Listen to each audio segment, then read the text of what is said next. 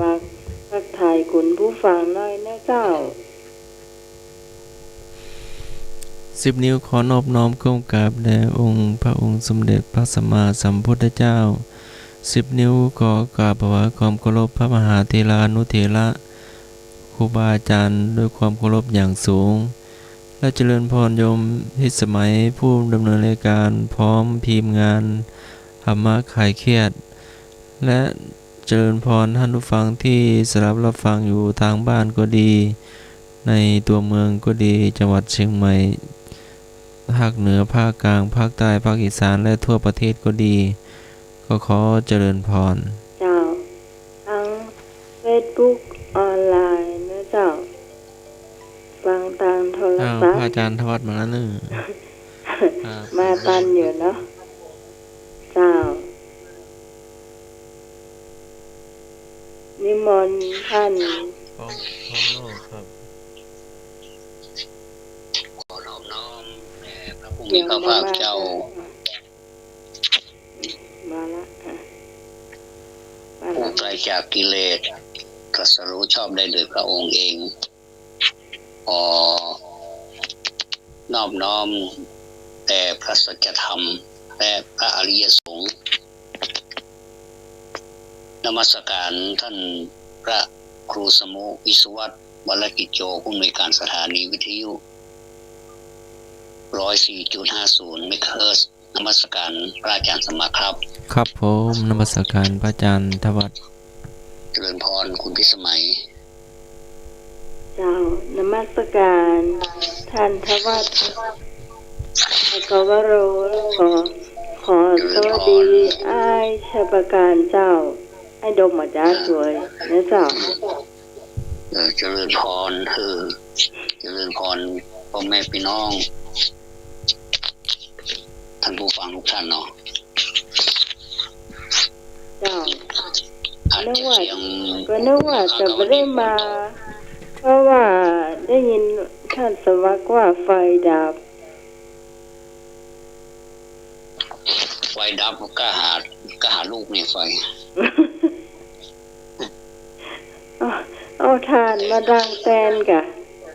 อ่านบ่เลยอ่ะแบตก็ใกล้หมดไฟดับอย่าโอ้ตอนนี้ไฟฟ้ามาแล้วบอกครับ ตอนนี้ไฟฟ้ามาแล้วครับก็อาศัยธาตุไฟเนาะใส่ไฟถึงเทคโนโลยีจะขนาดไหนก็ถ้าไฟบ่เปลี่ยนใจแล้วก็เรียบร้อยเหมือนกันเนาะเจ้าก็ต้องมีไฟฟ้าเจ้าแต่ข้าเจ้าเตรียมพร้อมตั้งแต่สักบ่ายละช่วงบ่ายละมีโทรศัพท์ไว้ว่ามันฝนตกตั้งแต่ว่าละแต่คืนเลยในช่วงบ่ายนี่ก็ฝนก็ตกแค่ตกหนักเลย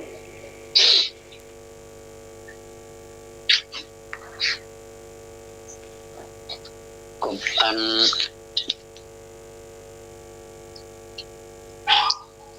เขาพอรายการต่างๆที่เป็นประโยชน์สร้างสรรค์ในการสร้างคุณภาพของคนมันอย่างรายการประกวดเนาะประกวดนี่ก็มีคติมีเครื่องสนใจจัดลักมันก็มีเครื่องสนใจจัดนักอ่ะเพราะว่าการประกวดนี่ก็เป็นการไปแสดงศักยภาพของแต่ละคนว่ามีศักยภาพมองใดต้องยอมรับคำตัดสินเนาะก็ต้องแบบพิถีพิถันกระตือรือร้นในการที่ไปประกวดบ่ใช่ว่าได้ง่ายๆเนาะแล้วก็อันนั้นบ่ใช่จุดหมายของที่เฮาอู้นะก็คือจุดหมายที่เฮาอู้คือมันได้ธรรมะตรงที่ส่วนใหญ่แล้วจะไปเพราะความกตัญญูกตเวที บอกว่าจะกตัญญูกตเวทีต่อพ่อต่อแม่ อันนี้เป็นรักใหญ่ถ้าได้พอแล้วนะเนาะก็เกิดความคิดขึ้นมาเหมือนกันว่าแม้แต่คนที่อย่างไร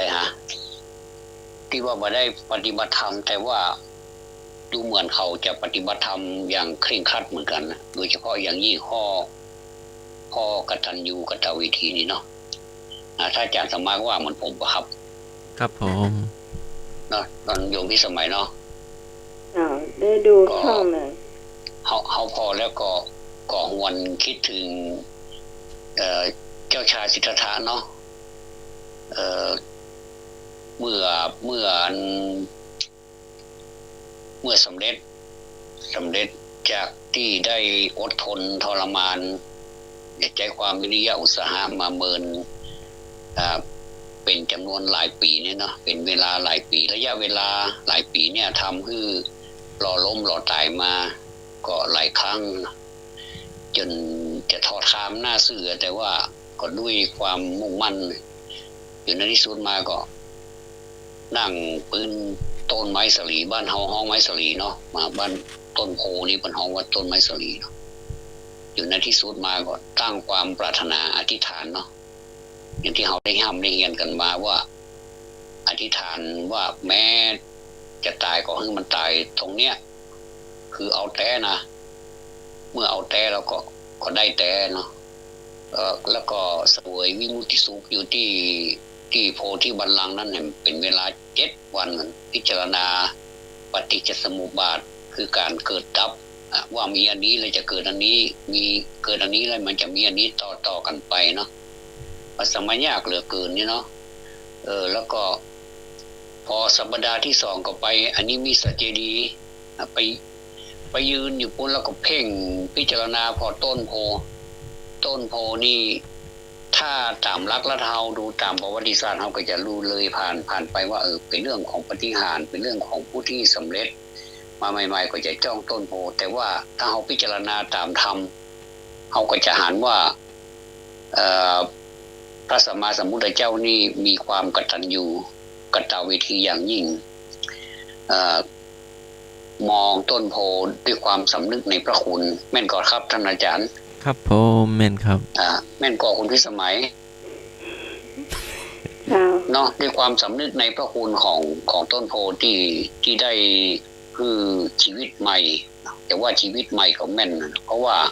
เป็นชีวิตที่บ่ได้เคยประสบมาก่อนอันนี้เป็นครั้งสำคัญที่สุดในชีวิตแล้วก็เป็นครั้งสำคัญของเจ้าพุทธของเจ้าโลกเลยเนาะที่เป็นพุทธศาสนิกชนดังนั้นการที่เราไม่ได้มาห้ามเรียนกันเนี่ยเราได้มาห้ามเรียนกันเนี่ยก็เหมือนกับว่าเราสืบต่อพระปณิธานของพระองค์ท่านว่าหลังจากที่พระองค์ท่านได้ตรัสรู้แล้วเนี่ยจะมีไผสืบต่อให้ก็มีหมู่เฮาเนี่ยเนาะพุทธบริษัทภิกษุภิกษุณีอุบาสกอุบาสิกาเนี่ยมาช่วยกันรักษาบอกว่าจะเป็นทางใดทางหนึ่งที่เราจะทำได้ถึงแม้ว่ามันจะเป็นสิ่งเล็กน้อยแต่ว่ามันยิ่งใหญ่มันก็คุณที่สมัยเนาะเป็นสิ่งที่ยิ่งใหญ่ที่เราพอแล้วก็เหมือนกับเขาเล่นกันอะความจริงมันไม่ใช่ความจริงเราก็ตั้งใจฟังกันตั้งใจตอบกันตั้งใจมาวิจารณ์กันสิ่งใดที่มันดีเราก็มอบคือกันรู้สึกว่าช่วงพุทธประวัติแล้วก็ธรรมะเนี่ยจะมีคนตอบเยอะมาก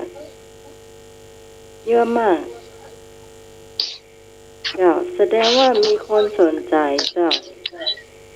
ถึงแม้เป็นบางหูเนาะตอบผิดพ่องถูกพ่องเนี่ยนะเนาะเขาก็แม่นละก็เขาก็ดีใจเนาะก็ดี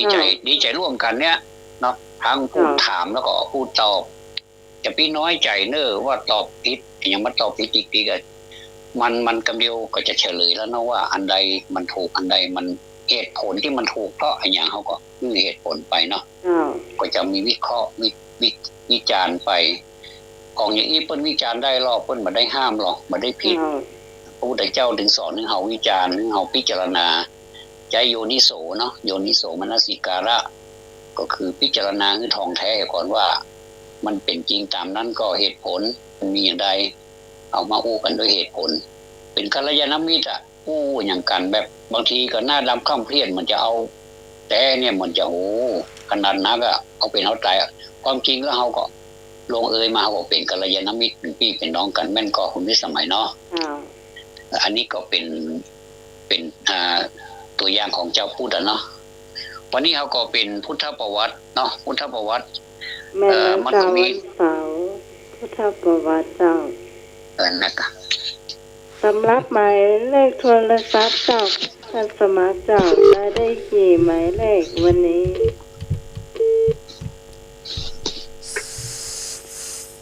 053-010-462นะเจ้า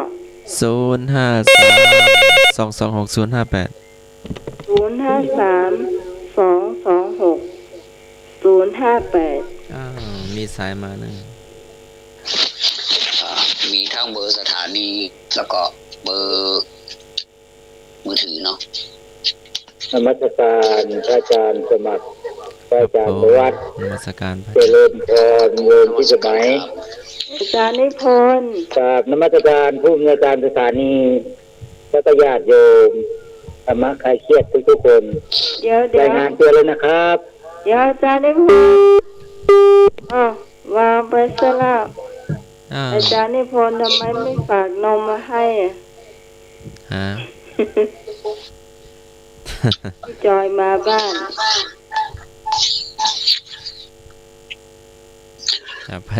หลังจากที่เราได้บอกเบอร์โทรศัพท์กันเป็นที่เสร็จสับเรียบร้อย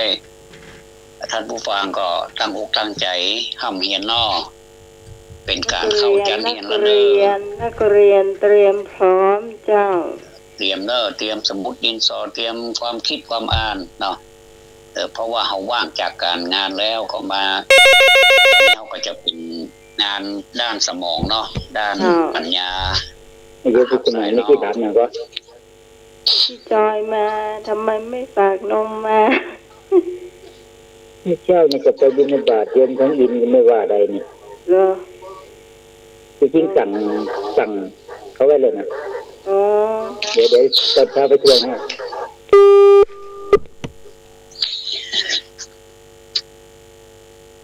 แล้วก็วันนี้ก็ผู้อำนวยการของเราก็คือเป็นผู้อำนวยการโรงเรียนเนาะถ้าเปรียบเสมือนไปก็เป็นผู้อำนวยการโรงเรียนก็คือท่านพระอาจารย์พระครูสมุวิสุวัฒน์เนาะผู้สมัยเนาะเป็นผู้อำนวยการทุกอย่างรับผิดชอบทุกอย่างเนาะยอมรับเลยเมื่อคืนนี่น้องตื่นมาตีหนึ่งตายอย่างเพลงออกแล้วกว่าใดยังเจ้าแต่เจ้าไหวนี่แสดงว่าอาจารย์ต้องตื่นเช้ากว่านี้ท่านผอ.นี่ทำงานหนักเนื้อเจ้าแม่นแล้วเจ้าต้องรับผิดชอบอยู่ตลอดเลยถ้าคุณผู้ฟังท่านใดอยากเป็นผอ.สถานีนะก็ลองมาทดลองสักอาทิตย์นี้ไถ่หูเหลืองก่อนแต่ละตัวแต่ละชิ้นงานเนาะแต่ละชิ้นนี่มันแปลงทางนั้นเนาะแม่นแล้วมันแปลงแล้วก็ต้องดูแลอย่างดีด้วยเนาะอันนี้ก็ต้องขอพระคุณท่านเนาะแล้วก็เดี๋ยวนี้ผู้จัดการที่อยู่ในห้องส่งนี่ก็อันนี้เป็นผู้จัดการเนาะอาจารย์สมัครอาจารย์สมัครเป็นผู้จัดการแล้วก็คุณพี่สมัยเป็นพิธีกรแล้วก็เขาเป็นผู้ร่วมในการร่วมในการถามปัญหาเนี่ยนี่เพิ่นเขาว่าเป็นคนที่คอยประสานงานให้กับท่านอื่นๆด้วยประสานงานนะก็ต่างคนก็ต่างรับหน้าที่ไปคนละอย่างเพราะว่าเราอยู่ด้วยหน้าที่เนาะเหมือนพ่อแม่ดูแลลูกก็เป็นหน้าที่โดยธรรมชาติลูก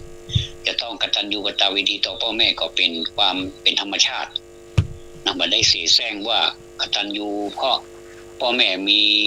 มีทรัพย์สมบัติมีมรดกนาคาก็ต้องกตัญญูอีปัจจัยนะ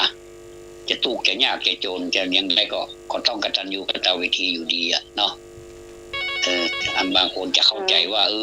ได้เลยมีสักกี่คนนะมาเข้าใจ2:34 นาทีนะ3รูปขายแล้วจ้ะเอาแล้วเนาะต่อไปเขาจะเริ่มข้อที่1แล้วเด้อพระนามใดมีความหมายว่าพระผู้มีฉับพลันเจ้าน้ำหมายน้ำหมายพี่ก่อนจ้าพี่น้อยกะเจ้าให้กำลังใจเมื่อจะได้การให้ประสุขสบายนะเจ้าสวัสดีท่านอาจารย์ทั้งสององค์สองตนนะเจ้าบริอาจารย์ท่านเดี๋ยวทางนี้หมายต้องหมายโทรไปหาพี่เลยมีความสุขเมื่อจัดรายการให้มีความสุขให้เจ้าฝากความคิดถึงลุงไผ่กะคิดถึงใครอ่ะคิดถึงอาจารย์นี่พอเนาะใช่ใช่คิดถึงใครพี่น้องไหมคิดถึงน้องไหมคนเดียวนะจ้าพระเจ้าบอกอาจารย์นี่ทนโทรหาพี่คนเดินน้องไหมเจ้าฮักน้องใหม่ตลอดได้เจ้าฮักรายการนำมาการเขียนให้เจ้าทุกคนแล้วแบบอันเป็นแฟนคลับทุกคนเจ้าแล้วยายปูนยายแดงยายน้อย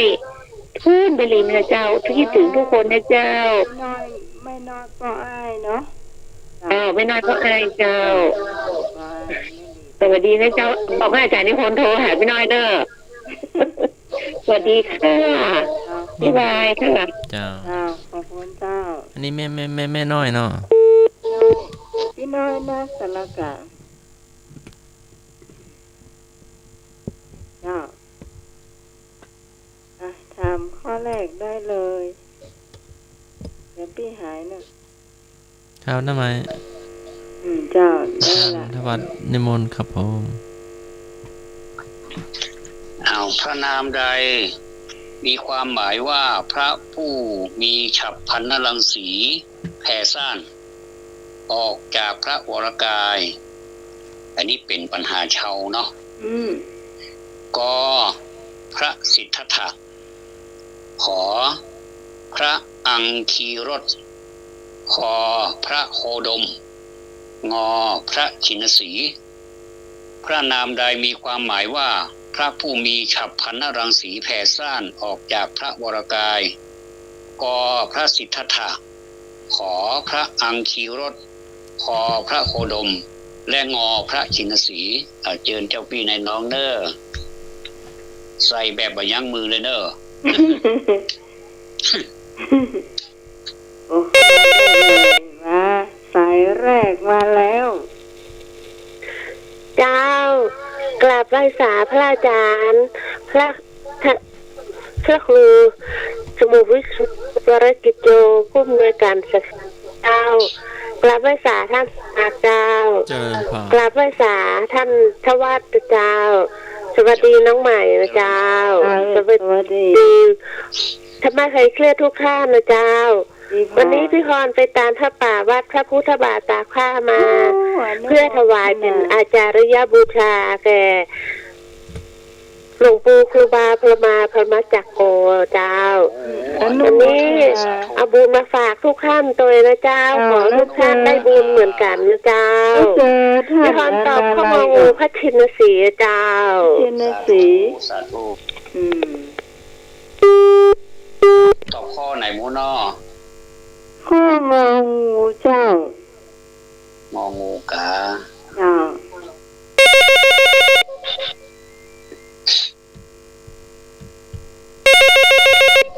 มาแถมหนึ่งสายสวัสดีเจ้าสวัสดีเจ้าได้ยินก่อนเจ้าไม่เคยได้ยินฮะเจ้าอยู่หน้าไม้นะเนอะตอบได้เลยจ้ะสวัสดีเจ้าน้องไหม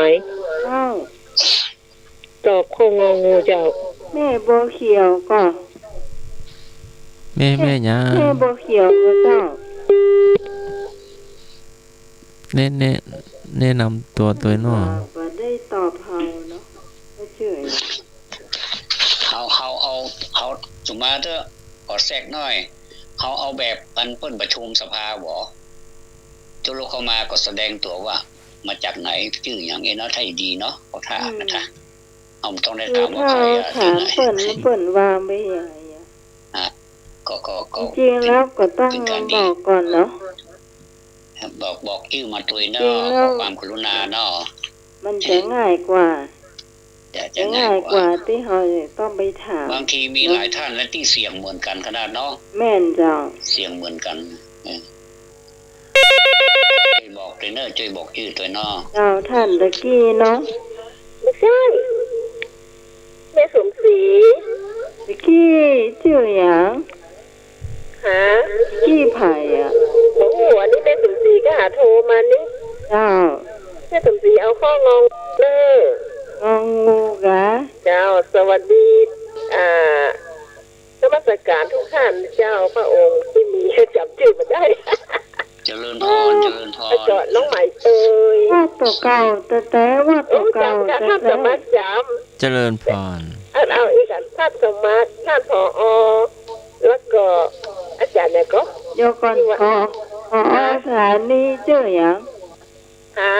ผอ.สถานีชื่อหยังอาจารย์ทั้งอย่างก็อาจารย์อะไรอย่างทั้งวัดมาใจจำชื่อมาได้แล้วก็อาจารย์นิพนธ์แล้วก็ผู้ลุงยองแล้วก็เด็กก็ถามแบบกำเนาะสวัสดีเจ้าตายละ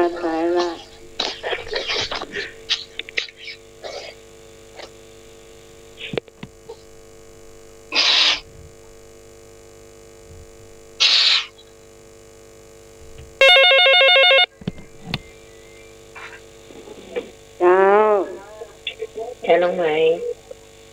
แนะนำตัวเลยแม่นวลเจ้าแม่นวลประแดดแม่นวลประแดดดอนใจประแดดเจ้าแม่นวลไหว้สาพระอาจารย์ท่านสมาท่านเจริญพรชัยวัฒน์ทวัฒน์เจ้าแล้วคุณเจ้าทุกลูกทุกคนนะเจ้าคนฟังน้องใหม่นะเจ้าธรรมะใครเครียดทุกคนเลยเนาะเจ้าสวัสดีทุกคนเนาะไม่โดนแล้วก็งองูนะเจ้าน้องไม้งองูเหมือนกันเจ้าสวัสดีเจ้าไม่นวล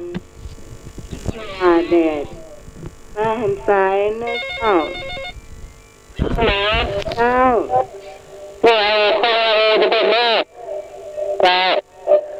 ายงานตัวแม่บอกเขียวน้อยสเก็ตนะสวัสดีเจ้าแม่บัวเขียวน้อยสเก็ตแม่บัวแดงมาต้นเนาะกราบนมัสการท่านทวัฒน์เจ้าสวัสดีพี่ใหม่นะเจ้าน้องต้นไฟเจ้าวันนี้น้องขอตอบข้ององูเจ้างองูเหมือนกันเจ้าสวัสดีเจ้าสวัสดีเจ้าทำแบบนี้ดีแล้วเจ้าเราไม่ต้องถามตัวเนาะรายงานตัวเรียบร้อย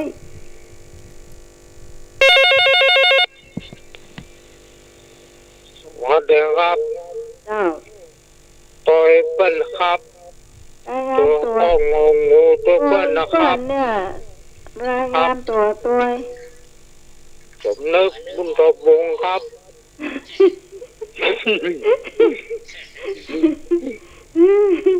ตัวเปิ้ลนะครับตัวเปิ้ลงองูเนาะครับ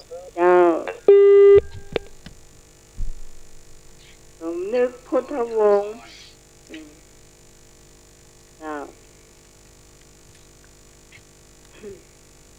มาเนอะคุณผู้ฟังท่านไหนจะตอบแถมต่อไปขอเชิญนะเจ้า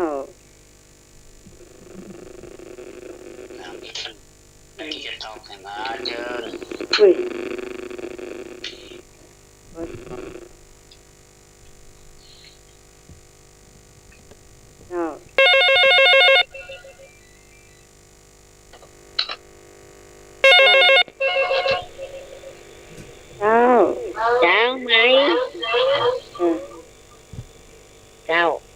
านตัวเลยอาจารย์ไม่ศาสตร์ท่านสมัคร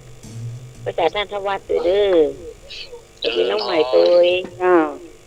สวัสดีทุกคนเนาะเอานะอาจารย์มากๆนะเข็มสลัดหลวงเนาะเอาเจ้านี่แม่บุญสลัดหลวงเปิ้นเจ้า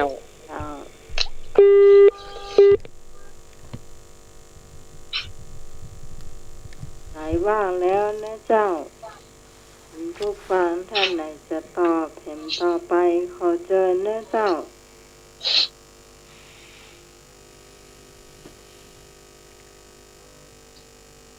ไอ้หนูยังมาเต้นเนอะ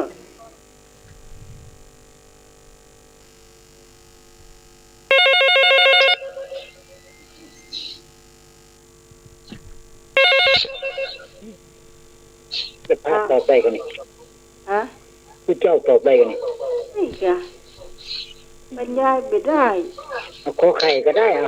เอาโยมเมื่อกี้นี่ที่นั่นน่ะขอเบอร์โทรหน่อยนะโยมน้อยละกาก็หรือว่าโยมน้อยกาดนัดโยมน้อยพี่น้อยสารกาไม่รู้เบอร์โทรโยมโยมโทรมาจำเนิ่นเดี๋ยวเก็บประกาศไว้ขอไข่ได้โยมที่สมัยขอไข่เนาะขอไข่ตอบมันเวกแนวเขาไปก่อนนะถ้าไม่พิษก็ไม่ม่วนเนาะมันต้องมีพิษของกันเนาะ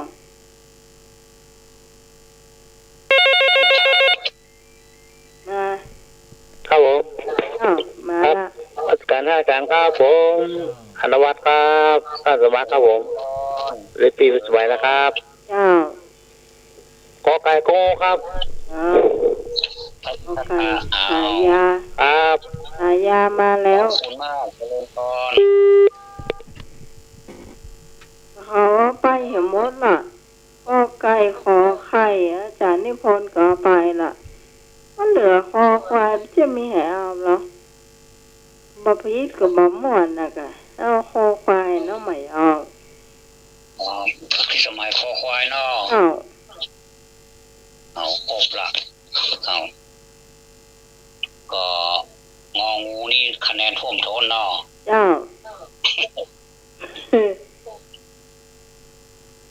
เอาท่านใดแหมที่จะร่วมเจอเนอะถ้าบ่มีแล้วก็ได้เฉลยแล้วเนาะอาจารย์สมัครตัวพี่พรครับผม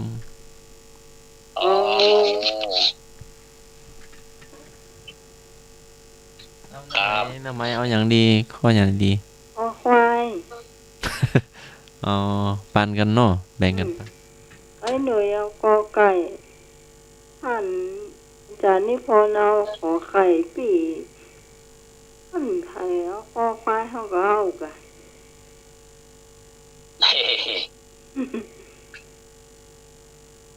เอาละขอบคุณทุกท่าน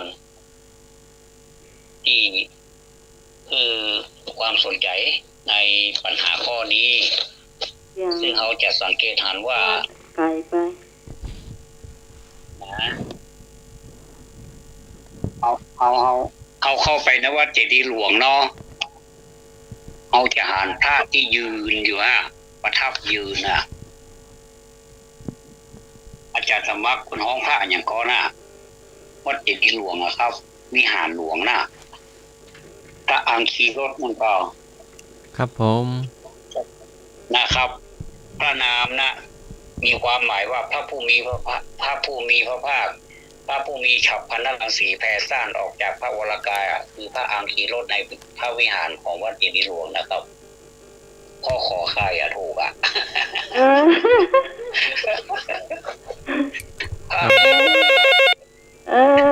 จานิพนธ์ตัวอยู่คนเดียวสาธุให้ตัวเก่าอังคีรถจริงๆอังคีรถจริงๆไม่ปาดแล้วแม่เนนที่ฟังอยู่เนี่ยเจ้าตอบมาได้ตัวเนาะนี่กำลังเรียนนะ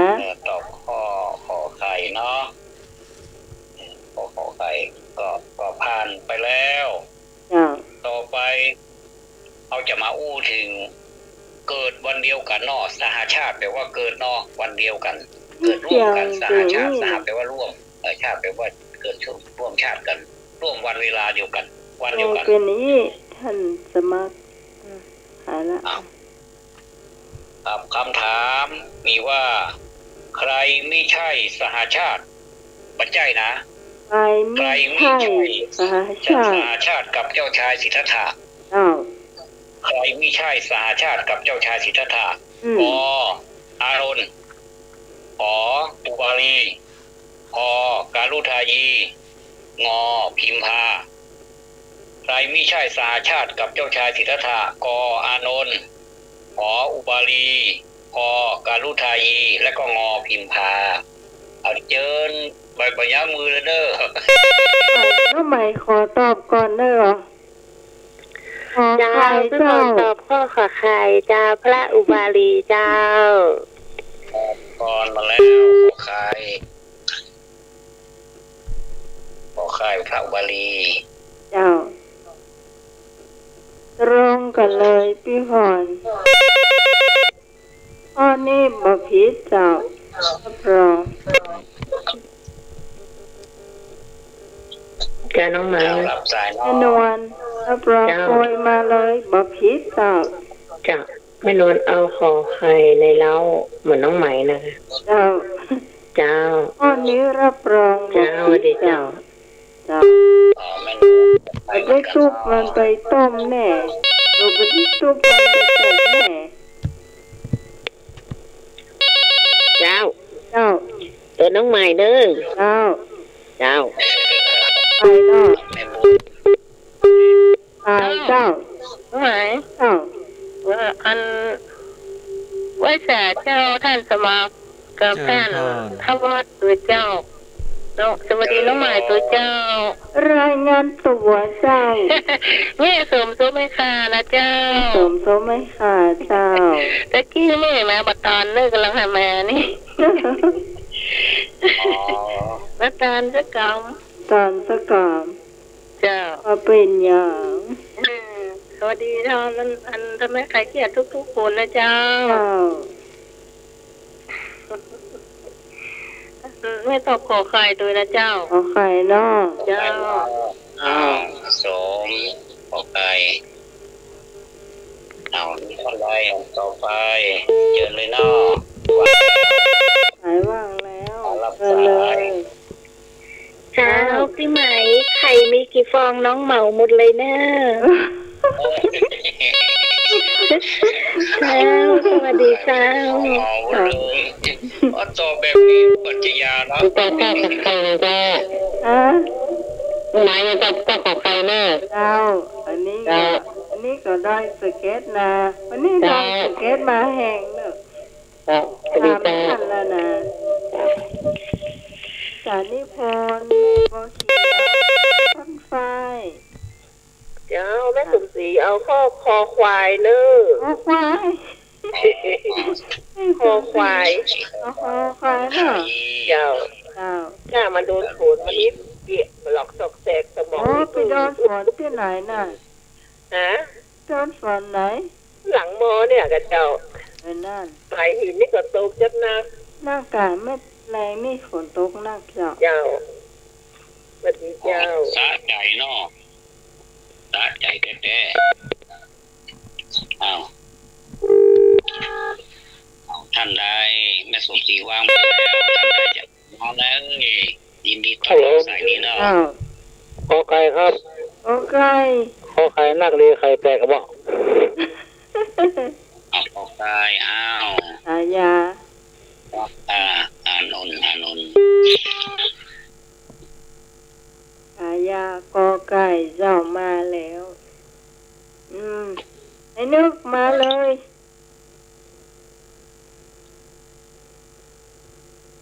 เอาถามที่บ่ได้เกิดร่วมเจ้าชายสิทธัตถะเนาะแม่นแล้วเจ้าร่วมมันมี7 อย่างกันเนอะสวัสดีครับมาเร็ว ป้องกันมาเอาขอไก่โกงกเนาะ เจ้า ผมจะบอกงองูผมจะเอาตั้งหาง เอาต้องหามเนาะ โอ้โห ผมจะเอาตั้งหาง เดี๋ยว ป้องกันเอาหัวป้องกันนั้นเอาหัว เออ ผมจะเอาหาง ไม่ช่วยอาหารเนาะ เอาได้ ได้เลย เอาละมีท่านใดแหมมีก็เจิญนอมีก็เจิญโทรเข้ามาเลยสายว่างแล้วนอ ไหนว่าแล้วเจ้าขอเข้ามาได้เลย เอามาฝนปัญญากันนอฝนเนี่ยมันแหลม วิดีโอนี่ทุกคนตอบทุกข้อแล้วนะเดี๋ยวนะก็ขอข้อ เอาฝนให้มันเลี่ยมเอาไว้แตงกิเลสนอกิเลสตัวใดมันพุดขึ้นมากดแตงมันเลยแบบว่าย่างมือเลยนอแต่ประเดี๋ยวนี้ความเป็นจริงกิเลสแตงเฮามันอุปย่างไม่รู้กันเนาะ โลภโกรธหลงนี่เอาอีกแล้วแต่มีถึงวันทุกนาทีเอาก็มีอาวุธสู้กับมันพ่องนอเป็นหยังมันต้องแฟร์กันนอ ท่านใดที่เอามาโทรมาแล้วนอย่างละก็หมายเป็นสัญญาณบอกว่าเฉลยได้ละไอ้นอก่อนที่จะเฉลยขอทำความเข้าใจว่าสหชาติสหแปลว่าร่วมเนาะแปลว่าชาตินี้แปลว่าเกิดร่วมกันมี7ประการเนาะมีตึงคนมีตึงขุมทรัพย์มีตึงต้นไม้เนาะก็อันที่หนึ่งก็คือพนางพิมพานี่เกิดร่วมกันเนาะอานนท์ซึ่งภายหลังมาเป็นพุทธอุปถากเนาะอันนี้เป็นเกิดร่วมกันวันเดียวกัน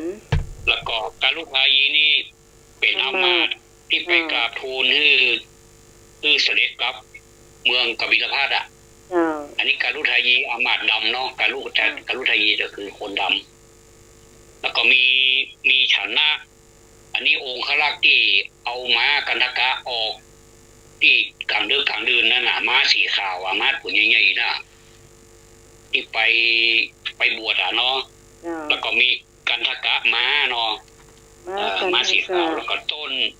ท่าสีมหาโพธิ์แล้วก็ขุมทรัพย์4ทิศเนาะ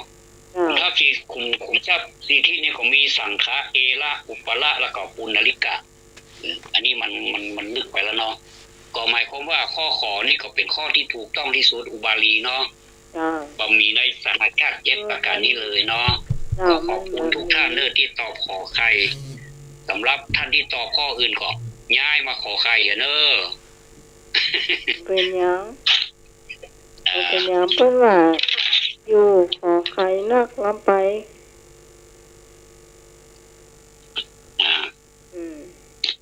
อาจารย์สมัครจะลองสักข้อก็ครับนิมนต์ครับเปลี่ยนบรรยากาศหัวครับผมแต่ว่าอาจารย์สมัครถามว่าเป็นว่าป่นวิชาอนุพุทธประวัตินักธรรมชั้นเอกถามว่าปัญหาว่าโลกคือหมู่สัตว์อันอะไรปิดบังไว้จึงหลงดุจอยู่ในที่มืดดังนี้ใครเป็นผู้ถามได้รับพยากรณ์ว่าอย่างไรกอไก่อาชิตะมานพเป็นผู้ถามขอไข่พระมหาโมคคัลลานะเป็นผู้ถาม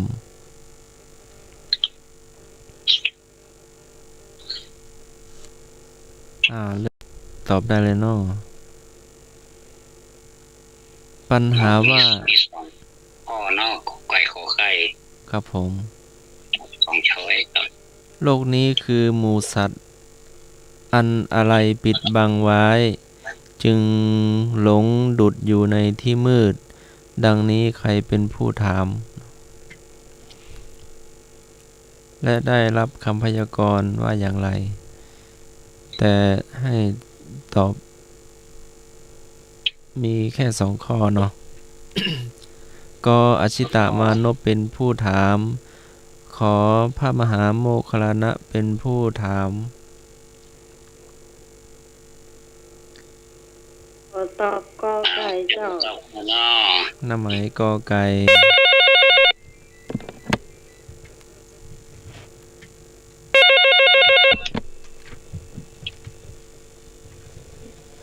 เจ้า เจ้าน้องไหม เจ้า ไม่นอนกระตอบกอไก่นะเจ้า ใจตรงกันนะ เจ้า เจ้า แม่นวล เจ้า เจ้าพี่พรตอบข้อกอไก่เหมือนกันนะเจ้า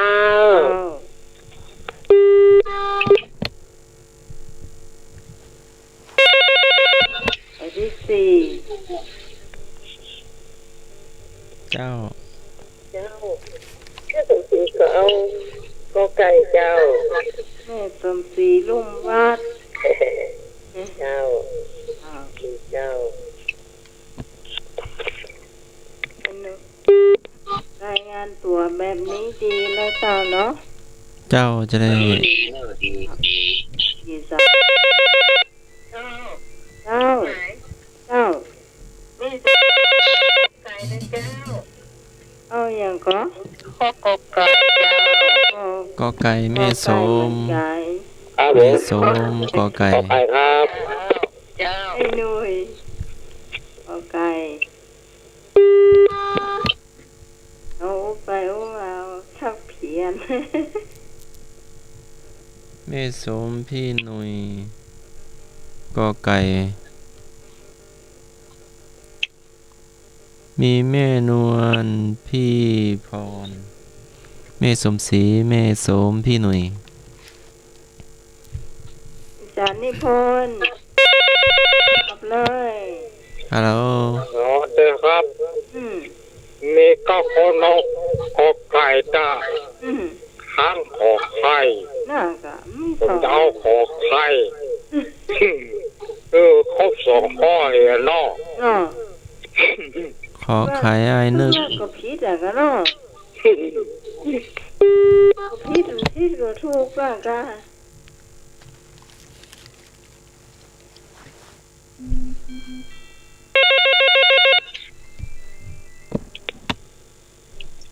เจ้าพี่ไหมเขาตอบกอไก่เจ้า ก็ไก่เหมือนกันน้องต้นไฟ เจ้าพี่สวัสดีเจ้า เจ้า โอ้ตะกี้เปิ้นเมาไข่อะนะ วันนี้เอาไก่ไปต้ม ไก่คือพุ่ง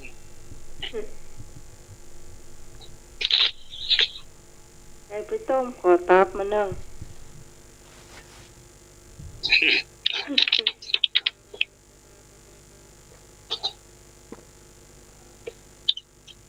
ท่านอื่นก็ นี่แส ยื ง น ก็ เนาะช้อยมีสองช้อยเองง่ายก็ เอ็มโบเขียวเอ็มโบเขียวหรือยัง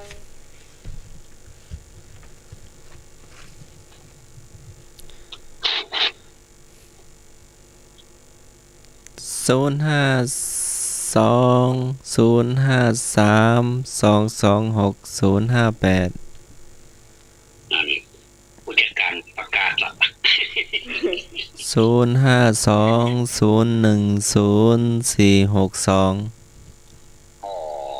มีสองเบอร์ แล้วก็สามเบอร์หนึ่งเบอร์คุณพี่สมัยตัวเนาะ เจ้า ประกันไว้หั่นสแปร์ องหมดอ่ะเนาะ ถ้าสมมติแล้วก็เนาะ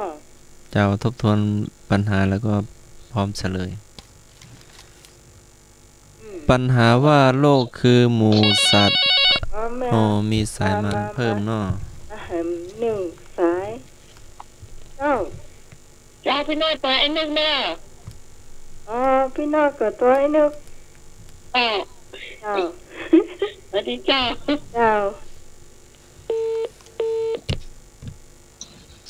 ตัวนึงไปจ้ะเมื่อตัวเห็นห้องกับพี่น้อยก็ไอ้นึกยิ้มเนาะบ่ได้หมาม่วนนะต้องโอหากันพ่องหากันพ่องจริงก็ฟังเมื่อแล้วเจ้าฟังตั้งเมื่อเลยเนาะเจ้าปัญหาว่าโลกคือหมู่สัตว์อันอะไรปิดบังไว้จึงหลุดดุดอยู่ในที่มืดจึงหลงดุดอยู่ในที่มืดดังนั้นใครเป็นผู้ถามได้รับพยากรณ์ว่าอย่างไรตอบข้อกอไก่อชิตะมานพเป็นผู้ถามและได้รับพยากรณ์ว่าโลกคือหมู่สัตว์อันอวิชชาคือความหลงไม่รู้แจ้งปิดบังไว้จึงหลงดุดอยู่ในที่มืดครับผมอาจารย์ถ้าว่ามีเพิ่มเติมง่ายก็ท่านสมัครตามบ่อยู่นะขนาดนั้นทำเอกนะต่อไปก็สลับกันเนาะอันนี้ไปโทรมาไม่อยากตอบก็ได้เมื่อกี้เนี่ยตอบไปก็ยิ้มกิโลนึงแบ่งกันเป็น4-5คนไม่ได้คนละกี่บาท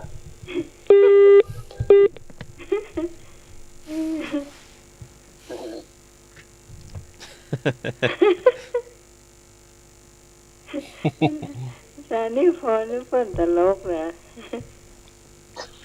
อันนั้นว่าถามต่อเลยอย่ามาใกล้ๆหน่อยก่อนที่พระมหาสัตว์เนาะพระมหาสัตว์จะลงจะเสด็จอุบัติเป็นมนุษย์เนาะการตรวจดูอันยิ่งใหญ่ก็เรียกว่าเป็นการตรวจดูอันยิ่งใหญ่ก่อนจะลงมาสู่มนุษย์เนี่ยมันตรงกับข้อใดการตรวจดูอันยิ่งใหญ่ก่อนเสด็จอุบัติเป็นมนุษย์ของพระมหาสัตว์ตรงกับข้อใดก็ปัญจโกลาหลขอปัญจขันธ์ปอปัญจมหาบริจาคงอปัญจมหาวิโลกนะการตรวจดูอันยิ่งใหญ่ก่อนเสด็จอุบัติเป็นมนุษย์ของพระมหาสัตว์ตรงกับข้อใดกอปัญจโกลาหลขอปัญจขันธ์ปอปัญจมหาบริจาคและก็งอปัญจมหาวิโลกนะเจิญเจ้าพี่นายน้องแบบย่างมือเด้อเจ้าพี่ฮอนตอบข้องูเจ้ามาแล้วจุดจะมหาวิโรจนะมาเลย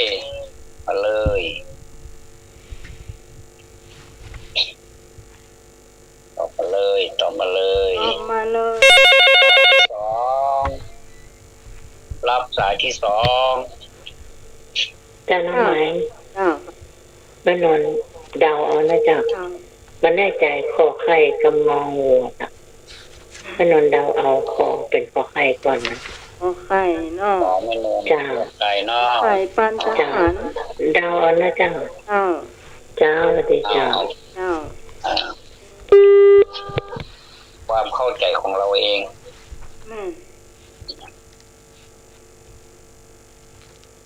ปัญจะแปลว่า5นั่นน่ะปัญจะหมดเลยเนาะทุกข้อมีปัญจะแต่ว่า5หมดไปบ่ยิ่งย้อนตัวกันมี5หมดสวัสดีครับไอ้นึกต่อข้อขอไข่ครับขอไข่ปัญจขันธ์ประตูวันเลิกประตูกาแฟนี่แหละก็ไอ้นึกปัญจขันธ์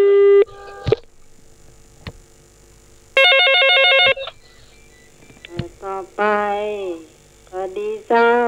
เจ้าแม่สมศรีก็เอาขอไข่เจ้าขอไข่เนาะเจ้า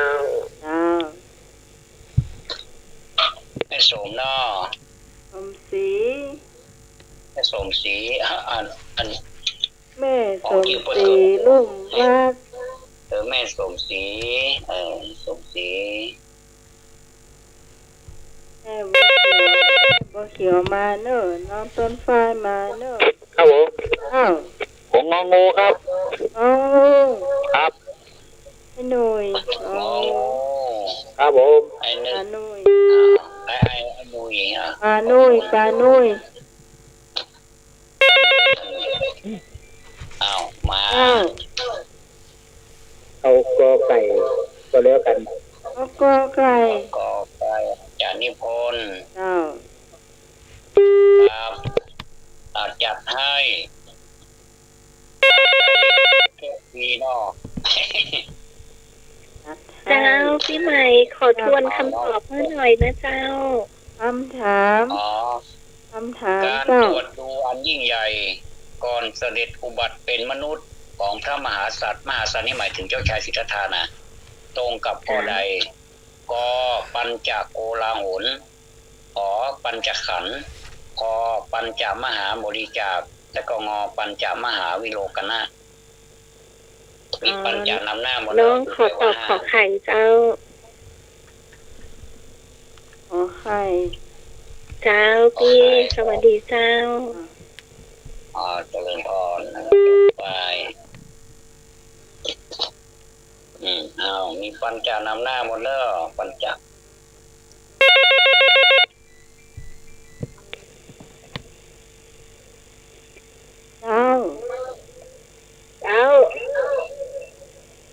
โยมที่สมัยไม่รอเนี่ย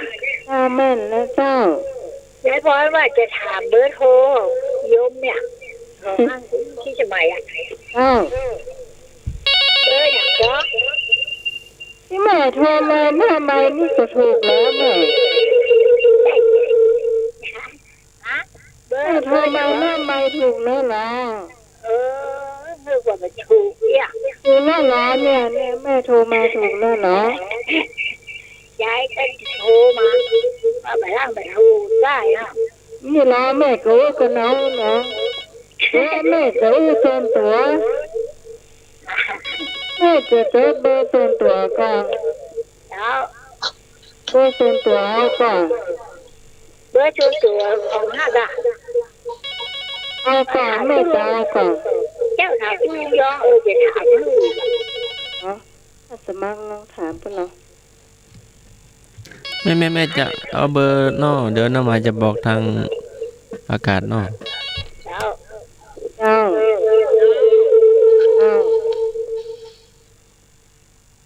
ยายพรน้องบัวเจริญพร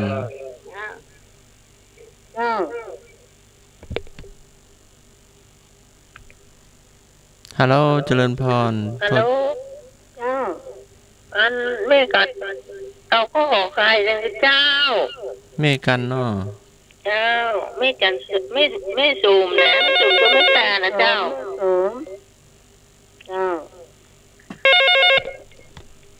ชื่อจะบอกแป๊บหนึ่ง092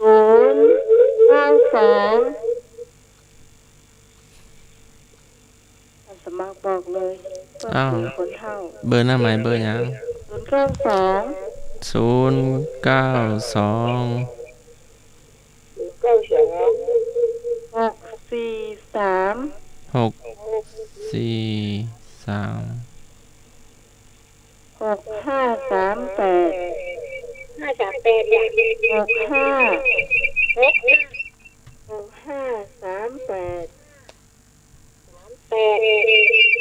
แม่บอกวิดีโอเนาะลงทบทวนไหมนะหน้าไม้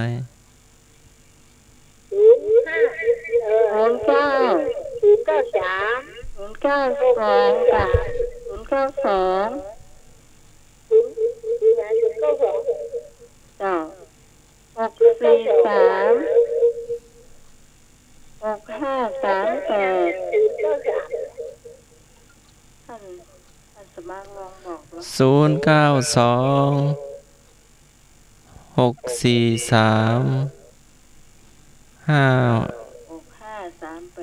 6538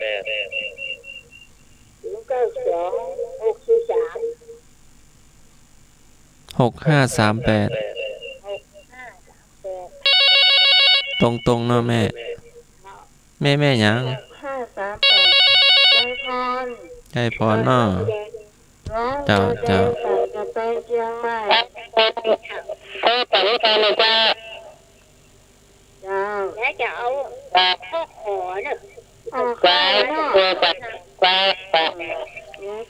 ายพรจะขอไข่ตะเพื่อนเจ้า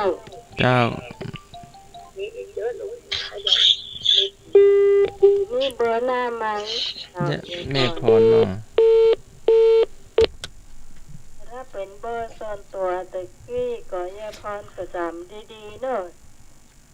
อย่าไปจดแล้วไปกดไปลงที่อื่นโมโหเนอะแม่พรอยู่ไหนนะน้องหัวแดงนั้นกำแพงเชียงใหม่ยายพรฟังดีๆนะเจ้า092 643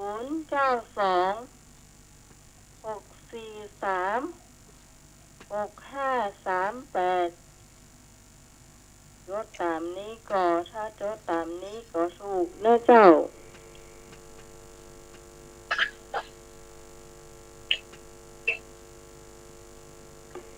โอเคขึ้นแล้วเจ้ามีท่านใดแหมท่านชาววัดเสียงไก่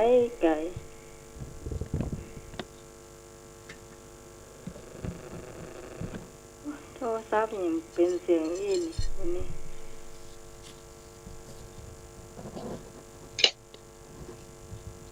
อันนี้เอาปัญหาเป็นปัญจมาถามหมดเลยเนาะปัญจแปลว่า5เนาะอันนี้ก็5ข้อก็5ของอ5หมดเลยเดี๋ยวมันจะเป็น5อย่างนี้เนาะ5โกลาหลก็5ขันก็ขัน5บริจาค5โกลาหลนี่ถ้าอย่าบ่จ่ายก็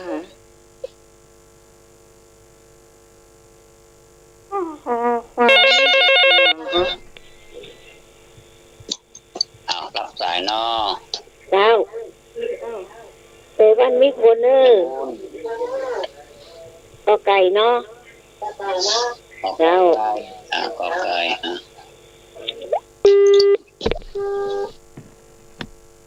ขอไก่ปัญจโกลาหล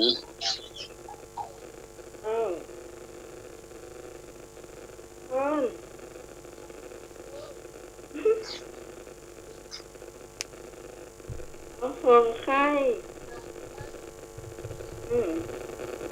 เดี๋ยวนี่เบอร์ยายพรเนาะ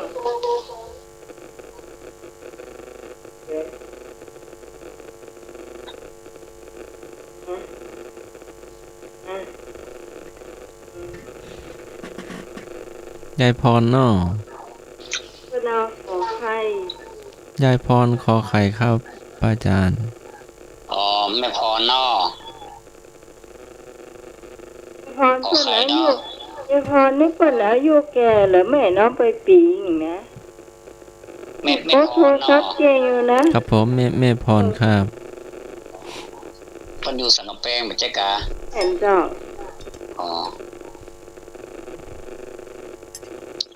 แล้วบ่จะเฉลยแล้วเนาะได้เวลาสมควรก่อนที่จะเฉลยนี่ก็พอเป็นข้อหน่อยใช้เวลานิดหน่อยปัญจโกลาหลนี่เป็นโกลาหล5อย่างนี้ยังปัจจัยเท่าเนาะแล้วก็ขอปัญจขันธ์นี่รู้สึกจะมีพูดตอบมานักเหมือนกันเนาะก็คือขันธ์5เนาะอันนี้นี่ไม่ได้เกี่ยวกับการตรวจดูยิ่งใหญ่แล้วก็คอควายบ่มีไผตอบเนาะปัญจมหาบริจาค อันนี้บริจาคอย่างพ้องบริจาคทรัพย์บริจาคอวัยวะบริจาคบุตรบริจาคภรรยาแล้วก็บริจาคชีวิตนี่ก็เป็นอันนี้น่าจะเป็นพระเวสสันดรก็งองูเป็นปัญจมหาวิโลกนะเจ้าปัญจมหาวิโลกนะนี่ก็คือได้แก่การตรวจดูอันยิ่งใหญ่หมายถึงข้อที่พระมหากษัตริย์เนี่ยทรงพิจารณาตรวจดูก่อนที่จะตัดสินพระทัยใกล้ๆหน่อยเนาะแล้วก็รับอาราธนาของเทวดาทั้งหลายก็มี5ประการก็คือปัญจก็คือ5ก็คือ1การก็คืออายุการของมนุษย์เนาะ2ทวีปจะต้องอุบัติแต่ในชมพูทวีปเท่านั้นบอกไปทวีปอื่นนะครับอาจารย์สมัครครับผมบอกไปทวีปอื่นเป็นชมพูทวีปเท่านั้นเพิ่นบ่ไปเกิดทวีปอื่นบอกไปทวีปอื่นบัดไปทวีปแอฟริกาทวีปอย่างพวกบอกไปนะมาทวีปชมพูทวีปอย่างเดียวแล้วก็3ประเทศดินแดนที่จะอุบัติต้องเป็นมัธยมประเทศก็คือประเทศกลางๆแล้วก็ทรงกำหนดเมืองกบิลพัสเป็นที่บังเกิดนะแล้วก็4สกุลจะอุบัติเฉพาะในขัตติยะสกุลหรือพราหมณสกุลก็คือกษัตริย์หรือพราหมณ์เท่านั้นเนาะก็5ก็มารดานี่มีการกำหนดอายุของมารดาตัวเองหลังจาก7วันแล้วก็ที่วงโคตรอีกนะอันนี้คือ5ก็คือข้ององูถูกเนาะปัญจมหาวิโลกนะเนาะขอบคุณอนุโมทนาทุกท่านเด้อคุณผู้ฟังที่ตอบบ่ถูกก็บ่เป็นหยังนะเจ้าถือว่าได้ความรู้ไปข้อนี้นะเจ้าหัวม่วนดีเหมือนกันนะเจ้าขอบคุณยายพรด้วยเนาะดึกๆดื่นๆก็ยังมารับมานอนด้วยนะยายพรท่านอายุนักแล้วนะท่านวัดมันแก่แล้วแม่น้องวันนะโอ้โทรศัพท์เก่งอย่างนี้ก็เรียนรู้กันไปสมัยนี้นี่การสื่อสารมันสะดวกสบายเนาะถ้าใจเป็นมันก็สะดวกเนาะเจ้าเพิ่นว่าแหมน้อยนี่เอาประตูนี่เฮาต้องใจมือเปิดแล้วนะใจบัตรเดียวน่ะใจทั่วหมดอ่ะประตูห้องน้ำประตูรถเมล์บ่ต้องใจมือเปิดแล้วเพราะว่ามันมีเทคโนโลยีใหม่ๆมาละโอ้นี่โควิดให้แล้วเนาะจริงแล้วประตูรถมันใช้มาเหมือนแล้วนี่ประตูรถมันมีแบบธรรมดาก็มีรอบเปิดเข้าเปิดออกแล้วก็1 กำเนี่ยประตูบ้านเนี่ยประตูห้องน้ำเนี่ยเพิ่นจะใจบัตรเดียวเท่านั้นน่ะแก๊กมันจะแบบฝังชิปอยู่ในห้างก็หามีข้อมูลอย่างเสร็จเรียบร้อยเนาะใจบัตรเดียวอ่ะเข้าบ้านในกายอ่ะเปิดตู้อ่ะบัตรนี่เหรอว่าให้ลืมบัตรเอาเข้าได้ห้องน้ำห้องน้ำสาธารณะเพิ่นปิดเอาบ่ต้องให้ใจมือเปิดละเนี่ยมันเป็นโรคติดต่อมันลำบากเนาะคนนึงไปกำเกิดเป็นโรคเอาไปต่อกันไปให้มาแพร่กระจายไปแหมเนาะอันนี้นี่แหมบ่เนี่ยก็ได้ใจบริการนั่นเด้อถ้าเอายังบ่จากโลกนี้ไปนะเนาะไปฟังไปไหนเจ้าเด้อเอารอท่าใจเนาะถ้าอย่าม่วนที่แท้อาจารย์สมัครจะใจก็ครับผมใจครับเป็นที่เข้าใจเนาะนั่นเอาบัตรกดเอาหรือว่าเอาแตะแบบโอเคเอาไปแบบยังไงอ่ะเฮาไปเหมือนกับเฮาวันวัดไข้อาจารย์ไปติดเอาไปคลิกกันเดียวมันก็คลิกก็เปิดแล้วง่ายดีเนาะมันไม่หนีบนะครับไม่หนีบเนาะมันอย่างไรมันอย่างมาเปิดได้มันอย่างมาเก่งใจเก่งแต่เพื่อเข้าไปแล้วคอยดูกันแล้วกันเนาะครับคอยดูกันแล้วกันว่ามันจะมีมาใหม่ๆเนาะแต่ประตูรถก็เปิดคนเดียวแล้วตอนนี้เนาะขนาดรถหลายคนครับก็ยังมีอาจารย์เนาะครับประตูก็เปิดคนเดียวครับตอนเนี้ยเปิดคนเดียวแล้วก็ เขาก็คือข้อมูลไปเขาจะไปลงที่ไหนเดี๋ยวมันก็ไปส่งบ้านเขาก็ประตูบ้านมันจีบพวกมันเก่งนะถ้ามีงูมีหมาอาจจะเบรกอยู่เนาะแล้วก็ซัดบนนั้นอย่างใดเนี่ยเขาจะสื่อสารเขาอย่างใดนะท่านวัดวันนี้นะเจ้าได้โทรไปเตียนท่านสมัครใช่ท่านสมัครโทรมาแล้วก็คุณครูเตียนเพิ่นอยู่ห้านเพิ่นบอกว่าแกงพักขี้เฟียดเนี่ยนั่นก็ท่านสมัครบอกว่าแกงผักขมแกงผักขมเนี่ยเดี๋ยวบอกน้องยี่หรอถ้าเกิดไข้หัวเย้นะน้องกลัวเดี๋ยวผ้าขมเย้เนาะถ้าครูคนนั้นเปิ้นได้ยินเปิ้นก็มาอู้ตัวเปิ้นก็เลยบอกว่าโยมแม่แกงพักขี้เสียดจ้ะอาจารย์เปิ้นมาหูใส่ไปแห้ง ถ้าจะลำก็ลำอ่ะสมัครจะได้ยินขมผักหรือว่าขมนะมันก็ขมพักอ่ะมันก็ขมหวานๆนะมันไม่ได้ยินอ่ะท่านทวัดโอ๊กก็ไม่ได้ยินครับเนาะได้ยินละก็ขมหน่อยครับขมหวานน่ะขมหวานอร่อยน้ำมันนัวหน่อยเหมาะใส่ปลาแห้งนี่หรอใส่ปลาแห้งเนี่ยใส่หาไม้เนี่ยเนาะท่านเถอะมักบ่ฮู้จักแกงผักถ้ามันอะไรก็ไม่รู้ขมถ้ามันร้อนมันจะเนี่ยเนาะครับถ้ามันเย็นมันจะขมแต่ว่าของกินเมืองไม่ค่อยมีกินแล้วนะเดี๋ยวนี้นะก็ไม่เคยกินเนาะขมเป็นยาก็เลยมันเป็นลมเป็นยาเสียงมันอย่างมาแบบสะท้อนเนาะเสียงมันสะท้อนเยอะเหรออันนี้ขยับเอามาไมค์หันสมัครเนาะตะกี้เอาไว้ไมค์อีกไมค์นึงคู่กับโทรศัพท์กับมันใกล้กับเครื่องนะใหม่หรือเปล่าเยอะเหรอเขาติดกันตอนนี้เอามาเอาละตอนนี้ช่วงทำอาหารไผมาทำพ่อเรื่องอาหารเขาอยากกินข้าวมั้ยเนี่ยกินข้าวลำน้ำหนักขึ้นดิ๊ก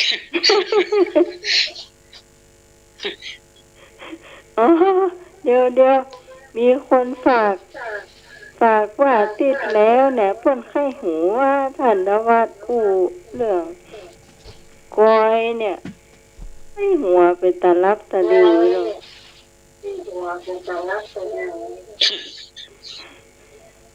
ปูยังกอยอ่ะกำเมืองอ่ะ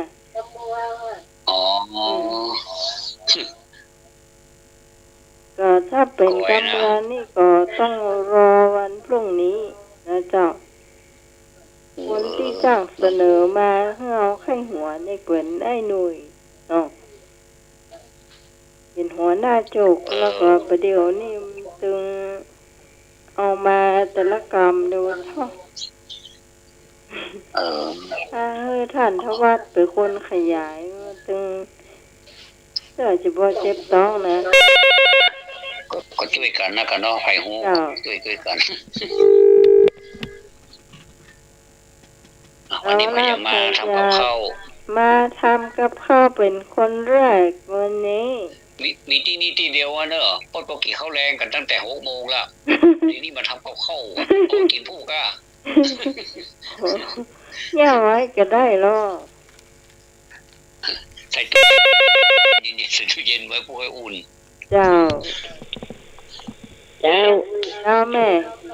เจ้าถ้าไม่ว่าไปส่องกาดตะป่านนี่ก็เพื่อ เจ้า เนี่ยกำลังออกเนาะ อืม หาอยากแกงมันเนาะแกงลำกันเนาะ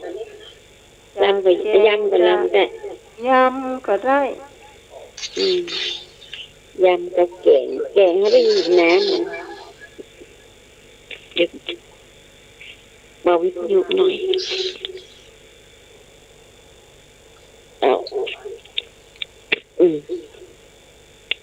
ถ้าแกงดีกว่าเนาะ ตามใจแม่ตั้งใจมาอย่างไร เอาลี่ใหญ่ๆเนาะมันกำลังออกแกงลำมันออกใหม่นะเจ้าขีด20 บาทก่อน ซื้อมาสักขีดก็ได้ถ้วยแล้วเนาะถ้วยใหญ่ๆเนี่ยเจ้า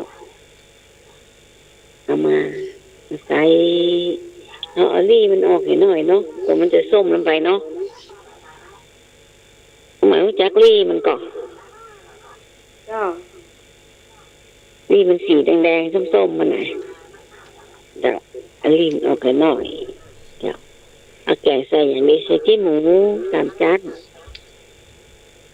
จะไปแห้งก็ได้ ส่วนใหญ่แกงนี่จะใส่ชิ้นหมูจะลำกว่า เจ้าใส่3 จานกระดูกเนาะ เจ้า เจ้าใส่3 จานกระลำได้3 จานมันนะ3 จานที่มันมีจีนนักๆหน่อยเจ้าถ้ามันจะมันเจ้าซื้อ3 จานมาซื้อผักมาใส่เอากับเอาลี่มันออกให้หน่อยแล้วก็เด็ดเอาเกามันออกเนี่ยเจ้าเด็ดแล้วก็ล้างไว้ใส่ถ้วยไว้เอาแล้วก็เอา3 จานมากุ๊กมอกอันมอกกำนี่เนาะก็ต้องอันใหญ่เนาะเจ้ากุ๊กล้างมือก่อนมือตีนเนี่ยล้างมือตีนใหญ่ๆแล้วก็มากุ๊กใส่ถ้วยไว้เตรียมล้างก่อนแล้วก็มาตักน้ำพริกน้ำพริกก็ใส่น้ำพริกแห้งเม็ดใหญ่เม็ดน้อยปนกันก็ได้เจ้าแล้วก็เม็ดน้อยน้ำมันจะใสเอาใส่เม็ดใหญ่ตัวน้ำมันจะข้นงามดีเจ้าก็ใส่หอมบัวเตรียมเนี่ยใส่กะปิเนี่ยใส่อย่างน้อยเจ้าแต่มันเด็กๆเนอะเด็กๆหน่อยเจ้าทำน้ำพริกแล้วละอันนี้ก็ตั้งหม้อใส่น้ำตั้งเดี๋ยวใส่น้ำตั้งเดือดน้อยเนาะเอาถ้าอันน้ำพริกเอาคั่วหอมน้อยก็ได้ตั้งหม้อขางนะตั้งใส่น้ำมันน้อยเอาคั่วน้ำพริกนี่มันหอมเอาหมูลงคั่วแต่กำแต่หม้อเดือดนะก็เอาเขาใส่เอาคั่วหมูคั่วน้ำพริกเอาเขาใส่ในหม้อเลยเดี๋ยวก็เดือดได้สักกำสัก5 นาที10 นาทีเอาผักเขือก็ใส่เจ้าผักเขือใส่ต้มมาก่อนมันก็ปุ๋ยมากันเนอะผักเขือถ้าแกงเมินๆนะเจ้าผักเขือไว้สักกำสัก5 นาที10 นาทีนี่ก็ได้แล้วสุกละเจ้าลืมเติมเกลือส้มแถมหน่อยเกลือส้มแค่น้อยเนอะใส่น้อยมันต้องใส่น้ำมันจะส้มลงไปเจ้าก็จิ้มจางอย่างก็เติมเอาแล้วแต่ปากเขาเนาะ ซอยต้นหอมป้อมใส่ตัวสำลำต้นหอมป้อมซอยก็ใส่เดือดโบจะกันจิ้มเสร็จแล้วเรียบร้อยก็ยกลงสุกละปิดไฟเลยกินได้ละจะกินร้อนๆเนาะแกงของแม่จ้ะมันสมัครว่าใดแกงเอาอย่างครับแกงผักเขือรู้จักผักเขือก่อบ่ฮู้จักครับ แต่ถ้าพูดเป็นห้องอะไรอย่างก็บ่ฮู้น่ะมันออกมาเป็นต้นนั้นแล้วมันเป็นช่ออ่ะมันจะใบมันจะร่วงหมดแล้วมันออกใหม่มันจะเป็นช่อแตกเป็นช่อทั้งต้นเลยอ่ะแล้วก็ตัดกิ่งมาลงมาเด็ดเอาอ่ะแต่ถ้าเป็นคำไทยนี่จะว่าไงก็นั่นนะหมูเป็นท้องอย่างน่ะ กินกับข้าวนี่เนาะแต่เป็นข้าวเป็นผักเมืองภาคบ้านเฮาอ่ะตั้งไทยบะหมี่กะตั้งใต้อ่ะมันมากินที่ตั้งเหนือเนี่ยแต่บางคนก็ว่ากินข้าวไปครึ่งหนึ่งแล้วก็กินน้ำตาม1 แก้วมันเป็นอะไรโมโหน่ะเขาบอกว่ากินข้าวไปสักครึ่งหนึ่งแล้วเนาะครึ่งถ้วยหรือว่าสักพักหนึ่งสัก10 คำแล้วก็กินน้ำตามไป1 แก้วอ่ะเพราะอย่างมันจะได้ไม่แค้นข้าวมั้งแก้ข้าวเดี๋ยวคนเฒ่าในการกินข้าวแก้ข้าวตื่นจ้าๆก็ไปกินเร็วกินเร็วมันจะแก้นะต้องกินจ้าๆหน่อยหีบน้ำแกงก็หีบจ้าตัวคมโบราณนี่กินข้าวกี่ชั่วโมงกินเมืองน้องใหม่ค่อยได้ยินคนปะเกานี่บ่ค่อยฟังเนาะค่อยเคี้ยวเนาะผ่านผักหน้าไหมคุยกับอีกเห็มสายเสียงขึ้นเลยอย่างบุญเสร็จแล้วค่ะเจ้าเสร็จแล้วเจ้าเลยแม่จะวางละเจ้าอันนี้พี่กรจะมีพี่บุญเก่งกันเทียดเนาะอันนี้พี่กรจะยำนะยำกระเทียดกับเจ้านั่นกระเทียดอับนักเนาะช่วงนี้นะเจ้าแล้วพี่กรจะเลือกที่มีใบใหญ่หน่อยนะเจ้าเลือกเอาใบใหญ่หน่อยแล้วก็เอากระเทียดนะน้ำสะอาดเนาะแล้วเอาไปลวกกระจับลวกพอมันนิ่มก็เอาออกไว้ก่อนนะเจ้าตักออกมาไว้ให้มันเย็นๆเจ้าแล้วก็น้ำยำก็คือเอาออกน้ำฮะคืออาหารใส่ตั้งหม้อเนาะตั้งหม้อใส่น้ำก็จะแล้วก็ปีใส่อาหารใส่แล้วก็เอาพริกเม็ดใหญ่น่ะลงไปต้มโดยจ้ะแล้วก็ที่จะใส่มะเขือส้มมาสักหน่อยนะเจ้าแล้วต้มเลยจานทั้งหมดเลยรวมต้มพอพริกมันนิ่มแล้วก็เอามาเดี๋ยวเอามาตำเนาะแต่แรกจะที่จะใส่ไข่หน่อยหนึ่งนะเจ้าใส่ชานิดหน่อยตำให้ละเอียดแล้วก็เอาพริกที่เรา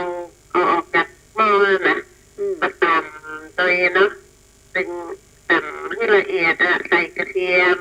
ใส่หอมแดงแล้วเจ้าใส่หอมแดงทำให้ละเอียดนวดแล้วเราก็ลงน้ำแพ้เอาน้ำแพ้นั่นลงไว้กันก่อนแล้วก็เราก็มันกระเทียมที่เราลวกไปแล้วเนาะมันเย็นแล้วเราก็มาหั่นเนาะหั่นซอยที่มันละเอียดทำหน่อยนะเจ้าแล้วก็เราก็เอาน้ำพริกที่เราออกน้ำแพ้กันนะผสมไปเรียบร้อยมาผสมกับอันกระเทียมเนาะมันคลุกเคล้ากันไปแล้วก็พี่จะเอาแค่หมูนะเจ้าที่มาใส่ชิ้นหมูนะที่เอาแค่หมูน่ะทุกพอละเอียดนะจ๊ะพอเนี่ยคือมันละเอียดสักหน่อยถ้าละเอียดแล้วแล้วก็พอมันรู้ว่าเป็นมันแตกออกจากกันสักหน่อยแล้วน่ะละเอียดแล้วก็เอาผสมใน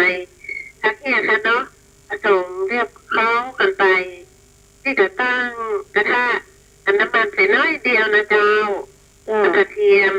จากกระเทียมซักละเอียดลงไปเกี่ยวก็หอมมาจากแล้วก็ลงเอากระเทียมที่เราผสมกันนั่นแหละลงไปจ่าวสู้มันหอมมาจากพวกเขากันไปชิมรสดูค่ะให้มันเค็มนักล้ำเนอะจะไม่ใช่เค็มพวกเขาชิมเขา ดีแล้วก็เขาก็ปิดไฟเนี่ยแล้วก็ตักใส่จานกินก็ข้าวนึ่งอะเจ้ามันยำพังแสนเนี่ยมันต้องกี่ข้อนึ่งเจ้ากินก็ข้าวนึ่งกีบกำนั่งหน่อยถ้าโน้ตไม่ได้ที่ผมชอบที่ผมชอบมันข้าวนึ่งก็เอาข้าวนึ่งม้วยมันนักหน่อยอะเจ้าเอาใส่ข่านุ่มเห็นแล้วหรอใส่ข่าเจ้าทำไมเอาข้าวม้วยนี่ผมจ้างหูจักขมาค่าอาจารย์ที่คนอ่ะวันนั้นที่ลืมไปที่พ่อถามว่าอิฐนี่คืออะไรอ๋อเพิ่งอิฐนี่คือทำมันนอกเหนื่อยเนาะไอ้พงมันเหนื่อยจนอ่อนเพลียตอนแรกที่เขาอู้ถึงไอ้พงเนาะไอ้พงไปเอาลำไยเพื่อถ้าจะอิฐก้ารับที่จะยึดได้ละอาจารย์นิพนธ์ถามว่าอิฐนี่คืออะไรอธิบายหน่อยเนาะเอาผมลืมไปไม่ใช่ว่าอิฐนี่มันเด่นกีอิฐนี่คืออ่อนเพลียเหนื่อยเนาะเท่ากับว่านะเอาลืมไปถ้าอิฐที่เป็นดิสกีก็โดนราคาพวกกันไหมแล้วอิฐอันนั้นนี่เพราะอันดมมาได้ว่าจึงจะคำเนี่ยหรอดังมาจากคำนี้หรอวันนี้ทำไมวันนี้ไปก็บาทนะป้าไอ้พงกับไอ้พงใส่เมลยี่ชาบีขนมเส้นไปยำปลาฟูไปก็กินกันจะลามอ่ะแล้วมันไอ้พงกับมี่ไอ้พงใส่แบบยี่ก้าเนี่ยเข้าไปเลยอ่ะเอาไปดูที่สองเนาะพี่จะหล่นตะเจียวนะวันนี้นะจ๊ะเป็นเมนูที่น้องชอบมากเราพอแล้วนะว่าจะลำก่อยเนาะมันก็มีเครื่องปรุงนี้ที่ตะเจียวเนาะมีหมูสับนะเจ้ามีกะทิเนาะแล้วมีจักไข่ตัดเป็นท่อนถอดมกนิ้วนะเจ้าตัดเป็นท่อนมีหอมแดงซอยนะเจ้ามีน้ำมะขามเปียกมีน้ำตาลปี๊บนะเจ้าแล้วมีพริกขี้หนูสีแดงสีเขียวตัดเป็นสักครึ่งนิ้วเนาะตัดเป็นใบใหญ่ล้ำใบเล็กล้ำเนาะเตรียมไว้เนาะวิธีทำก็คือตั้งกะทินะเจ้าตั้งน้ำกะทิเดือดทำตะไคร้ใส่ลงไปเนาะแล้วตะเกียวใส่ลงไปเอาหมูสับใส่ลงไปเที่ยวพอเดือดเนาะชิมดูต้องปรุงแต่เนี่ยก็เอาหอมแดงเข้าใส่เอาพริกขี้หนูเนาะที่เขาหั่นใส่ลงไปปรุงด้วยน้ำมะขามเปียกกับน้ำตาลปี๊บนะเจ้าคลุกเคล้ากันไปชิมพอชิมรสมันจางอย่างก้ามเนี่ยก็เขาก็เติมไปเนาะเติมไปคลุกเคล้ากันไปพอมันข้นแล้วเนาะชิมรสได้ที่แล้วก็ปี๊บใส่ที่พักที่เรากินโดยส่วนเที่ยวนี่มีแตงกวาเนาะจิ๊บหลีอ่อนๆแล้วนะแล้วคาสีน่ะแล้วมันมีอย่างนึงที่มันคือขมิ้นขาว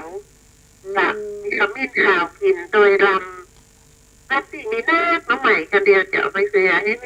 เห็นมันลงอยู่ในหม้อขนาดขมิ้นขาวปอกเปลือกเห็นนะกินที่เป็นสีขาวตั้งในนะจ๊ะแล้วก็จับมันตั้งเจียวหล่นปูเค็มไหมนะจับลำเจ้าเวลาน้องสาวแกไปกาดธานีเนาะแวะซื้อแต่กาดธานีต้องมีแมลงก่อนเป็นกาดแมลงธานีนั่นน่ะเมื่อก่อนสมัยที่เรียนอยู่แถวนั้นนะสมัยนั้นน่ะมันเก่งปะทูลำส่วน5 บาทน้องเมื่อก่อนน่ะรับตำอาศัยอย่างนั้นน่ะประทังชีวิตไปที่เก่งปะทูไข่กำลังสักอัน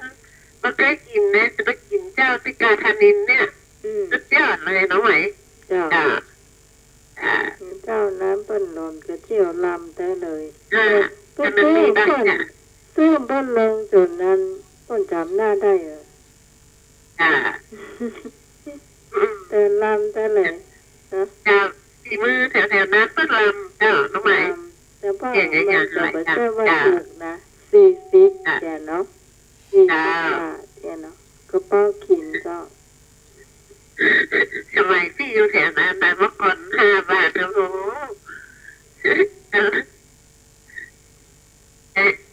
อันนี้จะดีอ่ะเมื่อก่อนก็ตามมันแพงเนาะสมัยเมื่อก่อนนะที่อยู่แถวนั้นนะจ้านี่เดี๋ยวไม่นอนจะเอาเมนูอย่างมาขอบคุณนะจ้าว่าน้อไม่นอนจ้าสวัสดีนะเจ้าหมายเจ้าขอบคุณพี่พรนะเจ้าจ้า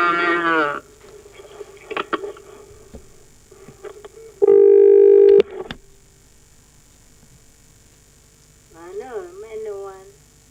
เจ้า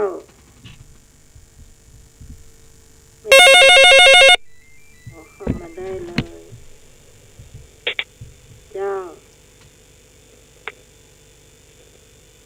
น้องไหมเจ้าไม่นวลทราบเขือป่ะจ้าทราบเขือน้องใหม่กินจังมากกระดอกทราบเขือคอยว่าทราบเขือแจ้ทราบเขือซ่อนปีจ้าน้องไหมบ่เคยกินโอ้ยเดี๋ยวมันก้องจ้าบ่เคยกินเลยจ้าน้องไหม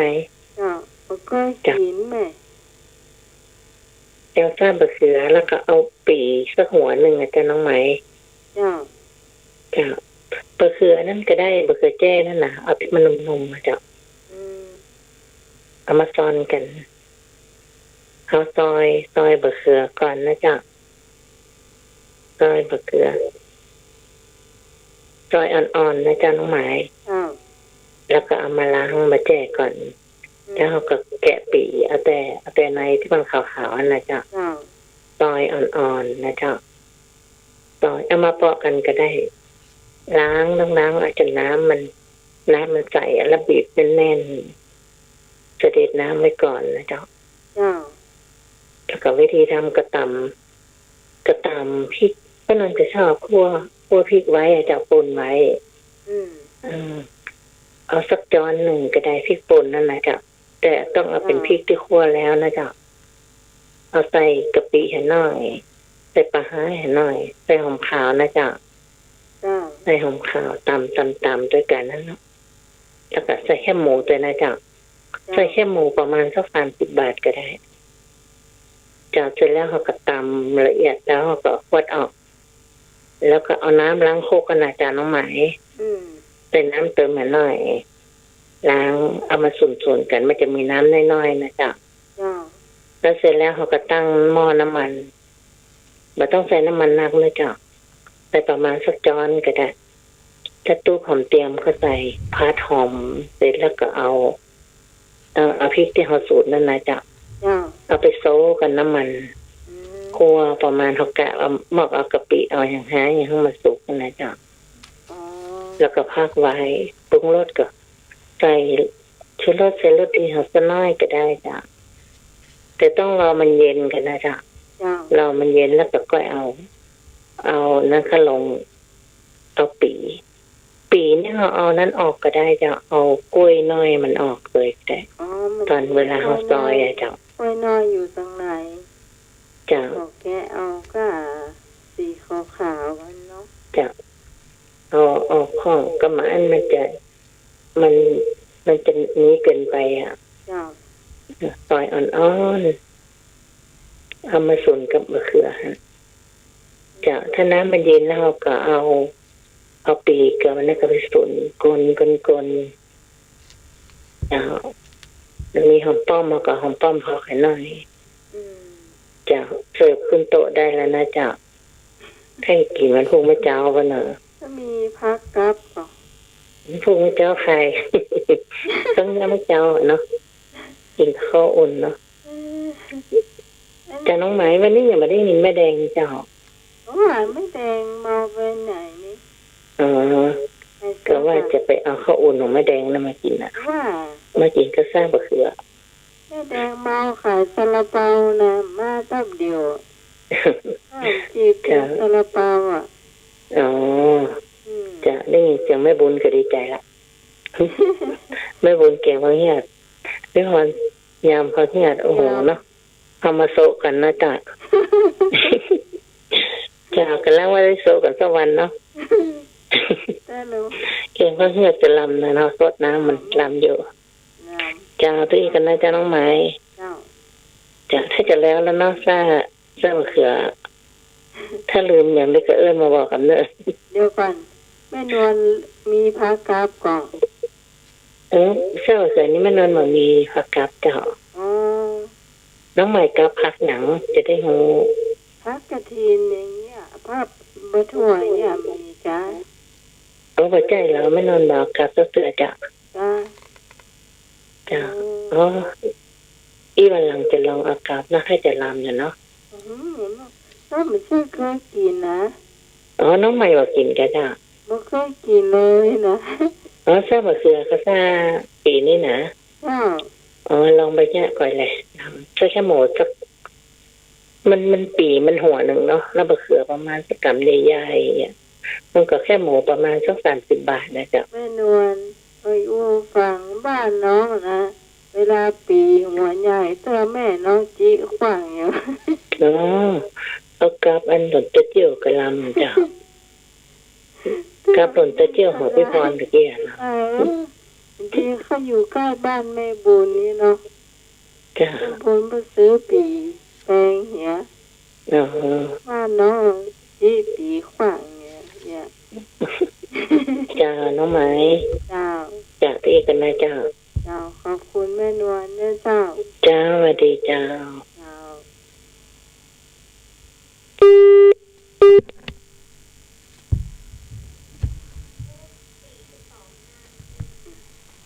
ต่อไปเป็นอะไรเอ่ยกับเราเจียมาเราเจียได้พรร้องวัวแดงมาก่อนมีกอดเจี๊ย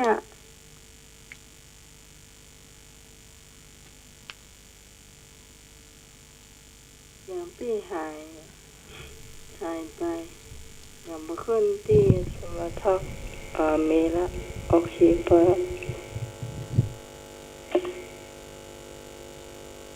ช่วงเราเจียกับอะไรเอ่ยวันนี้ก็ฝนตกเนาะฝนตกแรงแต่ว่า ก็วิ่งกันเนาะวิ่งกว่าฝน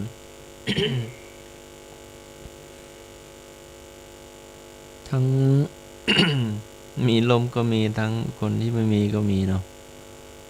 ก็ใกล้กับบ้านกันนะเนาะ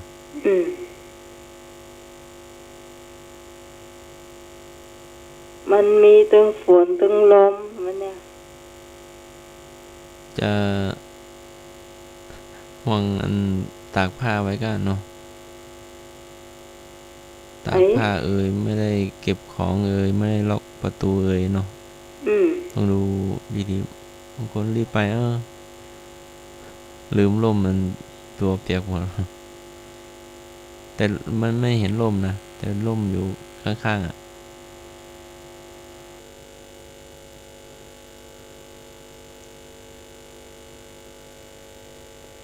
ตกแรงแรงว่าฮะเนี่ยเจ้าเจ้าตอนเช้าก็ตกครั้งนึงน่ะแต่ตกไม่แรงตอนเช้าบ้านปีตกตอนคืนนะเจ้าแต่ตอนเช้าตกไม่แรงเนาะคืนตอนเตียนโทรไปพระครูสุจิตสุตานุราชเจ้าตกตอนนั้นแล้วว่ามันตรงตอนเช้านะ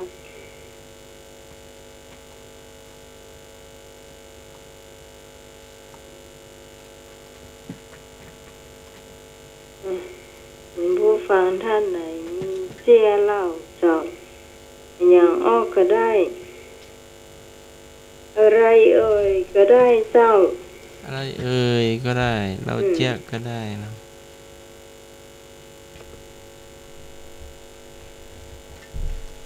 ถามได้เลย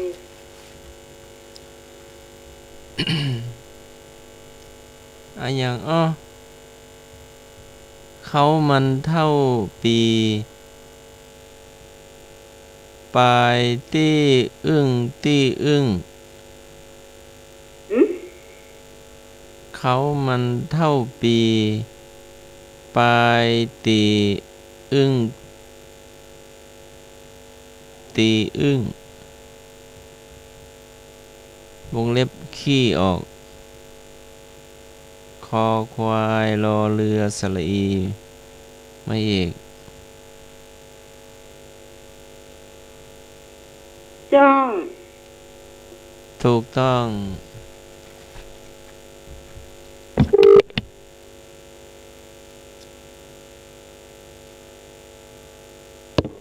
มาแล้วคุณผู้ฟังท่านไหนจะถาม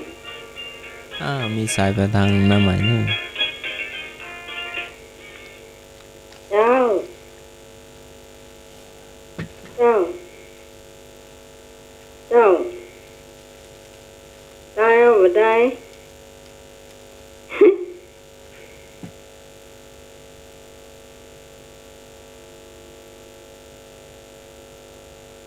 สูงเท่าฟ้าต่ำกว่าหญ้านิดเดียวยายพรเป็นคนตายหมดเลยสูงเท่าฟ้าต่ำกว่าหญ้านิดเดียวคุณผู้ฟังท่านไหนจะตอบมาตอบมาเลยเจ้าภูเขาดอยน้องไหมดอยแม่นก็จ้ะถูกกว่าเจ้าแม่ยายพรเพิ่นตอบว่าดอยว่ะ ถูกแล้วแม่นวลเจ้าของแม่นวลตายนะจ้ะเก้าเต้าเสวียนไปเต้าเตียนเล่มบาทเดี๋ยวเปลี่ยนเดี๋ยวไม่นอนก็เอ็นว่าเดี๋ยวพรว่าอย่างก็พระฤาษีอยู่ในถ้ำ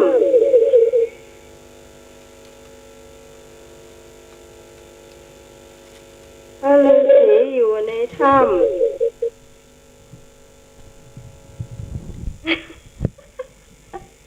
นอนคว่ำปกหัวเข่าพระฤาษีอยู่ในถ้ำขี้กุ้งน้องไหมหัวเข่าเอาละแม่นก็จ้ะยายนวลแม่นวลก็ตอบแล้วนี่ว่าถูกปะ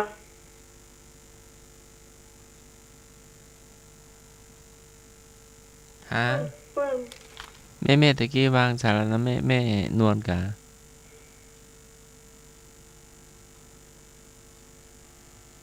เจ้าหน้าไหมสนทนากับโยมอยู่เนาะกับอีกสายหนึ่งอยู่เดี๋ยวอันนี้น้องใหม่ตอบได้หรออันนี้น้องใหม่ตอบได้หรอลิ้นแม่นก็ลิ้นเจ้าฮะ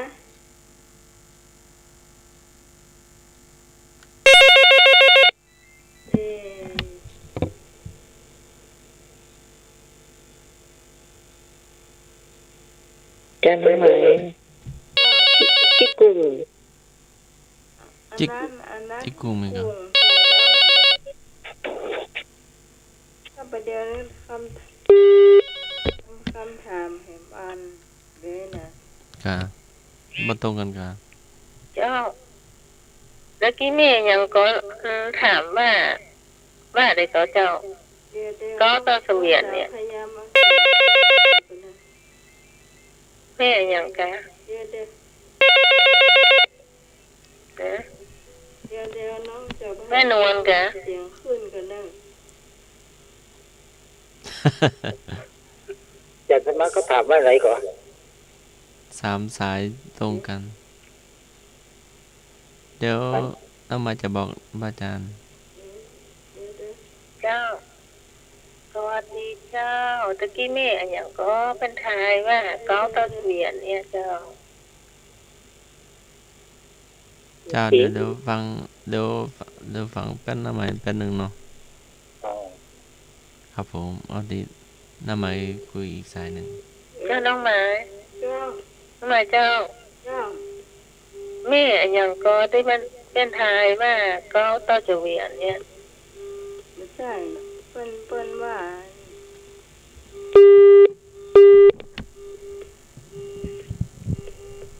สัต พรอย่า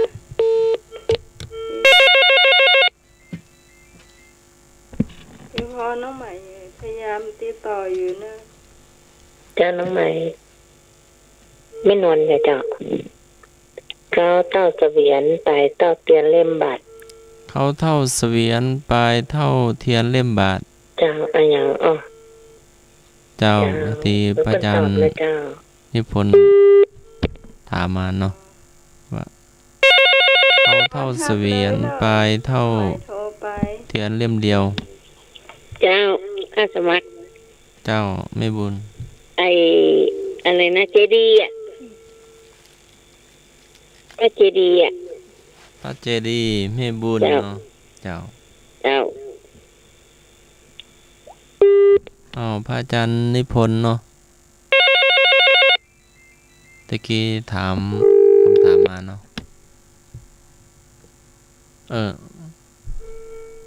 ให้ทบทวนคำถามเนาะเยพรซับเลยเยพรถ้าโทรซับเตเนอร์เม่นละเจ้าพระธาตุเจดีย์พระธาตุเจดีย์เนาะเจ้าเมนวนเจ้า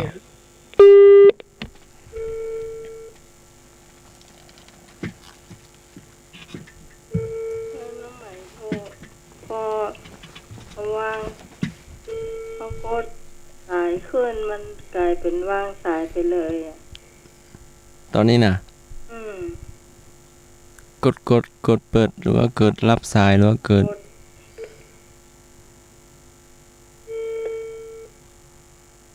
กดรับสายกะโอ๊ตจะเฮิรลำโพงขึ้นอ่ะเยพรถามไม่เลยเยพรถามไม่เลย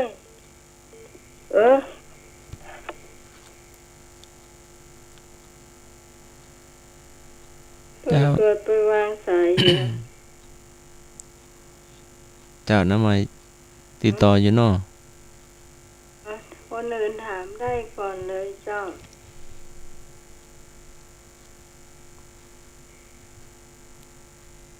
อะไรอย่าง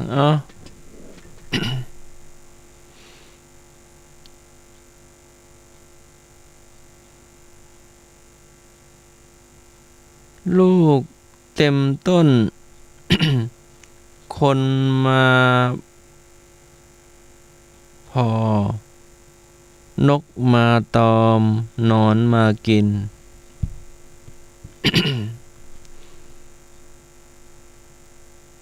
อันอย่างสุกเต็มต้นคนมาพอนกมาตอมนอนมากินเจ้าเยพรถามอย่างก็สิขี้ทั้งลูกกับเตะขาทั้งบนกับเตะขาแล้วก็เรือหลอดปื้ดเนี่ยตั้งลุ่มก็เป็นผาบนก็เป็นผาเป็นว่าเนี่ยเป็นว่าโอ้สิงสารหลอดปื้ดน้ำมันสิเลยลูกอันนี้เหือหลอดปื้ดกะอันนี้เหือนี่มันเป็นขาแล้วก็เรือน้อยหลอดปื้ดเรือน้อยหลอดปื้ดแล้วก็เรือน้อยนั่นยายบอกว่านั่งลูกมันไปเชื้อเป็นที่ไปจ้องอูด่ะเชื้อเขาเป็นเชื้อเขาอีกเนาะหลอดปื้ดน่ะแล้วก็เป็นมีหลอดอันน่ะเป็นนั่น เอาหูละหลอดเป๊ะหลอดมาน่ะกระช่วยนี่ ก ก ระ ระ ช่ ช่ ว วย ย ต่อผ้าก ระช่วยหลอดปื้นนั่นแหละ ทุกคนต่อผ้าอย่าเครื่องต่อผ้า เป็นเรือมาหรอ ขอผ้า เดี๋ยวก่อนใครตอบก็ตอบประเด็นนี้ ยมบุญ แม่อย่า ภูเขาลูกอยู่ภูเขาอ่ะ เพิ่นต่อผ้าอย่าเครื่องต่อผ้า ที่ต่อผ้าว่ะเพิ่นตอบว่าที่ต่อเดี๋ยวพรฟังน้องก่อนว่าเพิ่นตอบว่าที่ต่อผ้าเพิ่นก็ ช่วยจ้องงูอีกอ่ะ ฮะ เวลาจ้องงูน่ะกระช่วยหลอด หลอดไปหลอดมาน่ะ ถูกก่อน กระช่วยรัดปุงอ้อแต่หลอดไปหลอดมา โอ้กระช่วยนั่นแหละจ้ะ สวย ถ้าเป็นขาถ้าเป็นขาถ้าโมเป็นขานี่มันศีรษะหลอดปื้น เจ้าเป็นลิ้น แต่วันนี้ เจ้าน้องมาได้โกดของเจ๊ฟอนลูกฝ่างนะพยายามโกดลมโพขึ้นไม่สายมันรูด นี่ตัวนี้ช่างยัดขอเพลงไม่เหรอวะใส่เลยอ่ะ โอ้โอ้ ตอบรู้เรื่องถูกบ่ถูกก็บ่รู้อืม ขอฟังเพลงอย่างเจ้าขอฟังเพลง คนท่านสมัครนะคนท่านสมัครยังไม่ตอบเลยเนาะ จ้ะ คนท่านสมัครถามเมื่อกี้อ่ะ เอาลืมไป เล แล้ว ยชุกเต็มต้นน่ะมันเป็นผลไม้กินได้หรือเปล่า เอาหาก่อนไม่รู้ไปไว้ไหน ท่านสมัครถามเมื่อกี้อ่ะว่าหน่วยชุกเต็มต้นเนี่ย มีคนมาพอให้แม่มากินมีหนอนมากินตัวอ่ะ เจ้า มันเป็นผลไม้กะ มัน เป็นต้นใหญ่นะแม่ต้นใหญ่ ก็มีแต่มันล้มไปอะต้นนั้นอ่ะ หน่วยมันใหญ่มันน้อย ทำไมน่าจะรู้อยู่ ต้น หน่วยใหญ่หน่วยน้อย ต้นใหญ่นะใหญ่พอๆกับ มะม่วงกะ ต้นโพ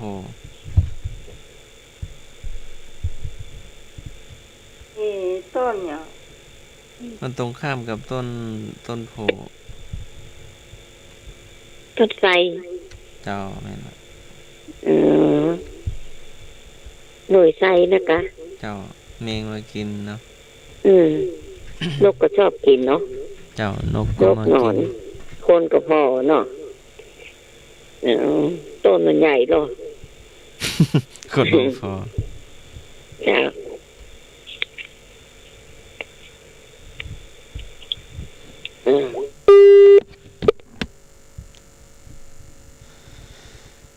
ช้าง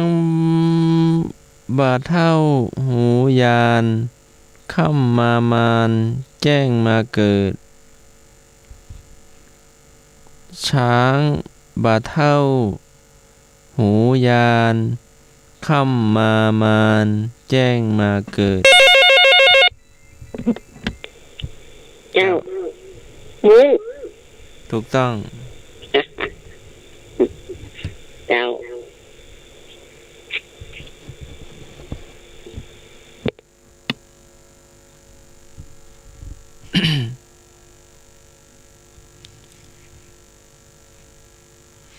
อันยังอั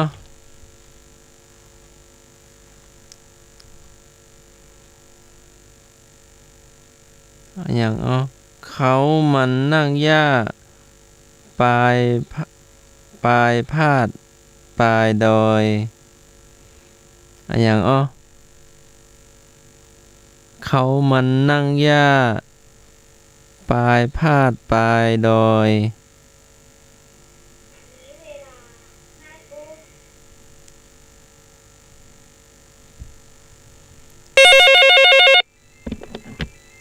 ฮัลโหล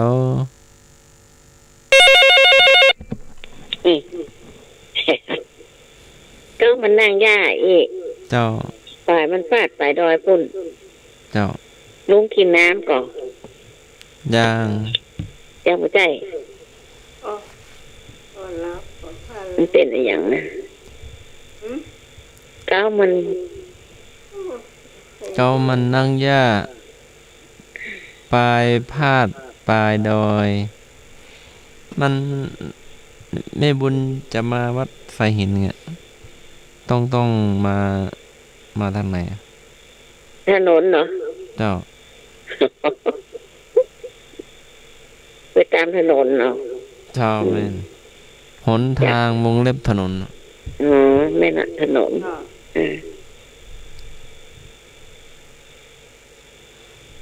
แม่มีก่อหรือว่าท่านอื่นเนาะแบ่งปันกันแม่บุญมีก่อเนาะ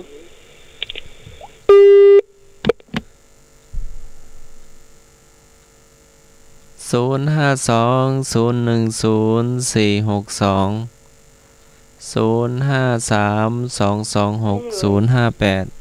มีเลยอ่ะถามกันได้เลยม.1อันยังอ้อกำหูกำสองหู8 มือเป็นของในครัวนึของในครัวว่าไหมอ่ะกำ2 หู8 มือ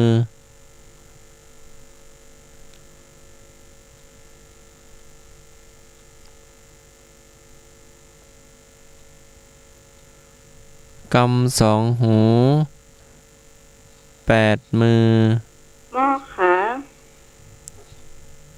หม้อนึ่งหรือหม้อแกงที่เปื้อนขมิ้นหม้อขมเมาเยอะอะ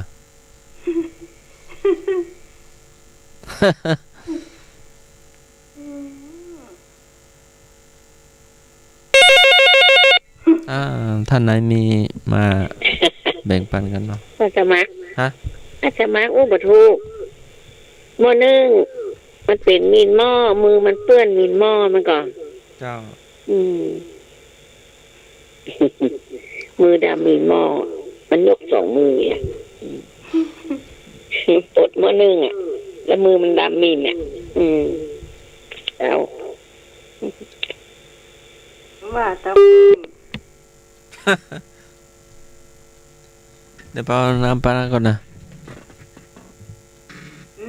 ว่าไปก่อนเปาน้ำปลาไปนึง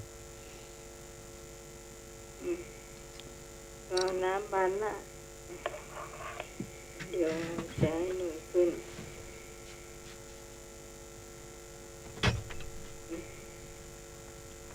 ใช้หน่อยบาดใจหายเนี่ยครับ เสียงยังพรกุ๊ดหายเจ็บเลยครับ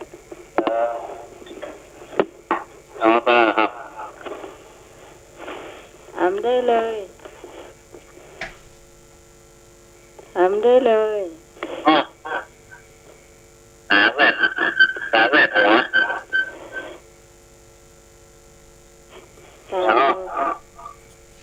่นหัวแว่นตารอบตัวรอบตาครับ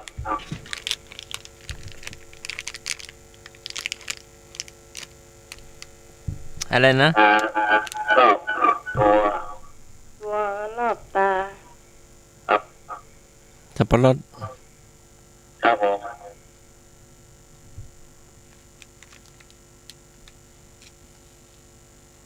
เนาะผลไม้อะไรที่ไม่ได้กอผลไม้อะไรนะผลไม้อะไรที่ไม่ได้กอ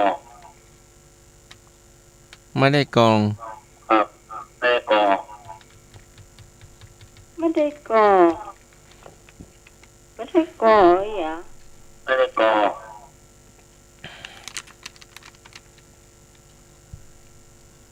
มะม่วงมะแตงมะพริก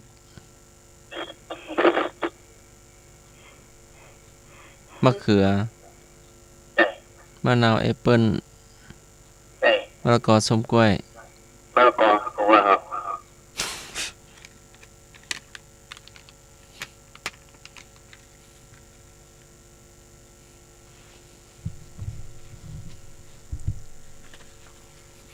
หมดละ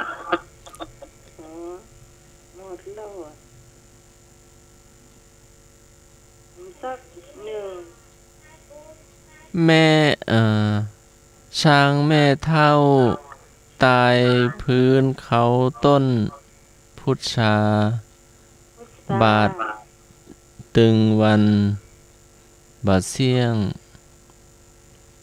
ช้างแม่เฒ่าตายพื้นเขาต้นพุทธาบาทตึงวันวงเล็บเฉือนทุกวันบาดเสียงอะหยังอ้อ จ้าแม่เท่า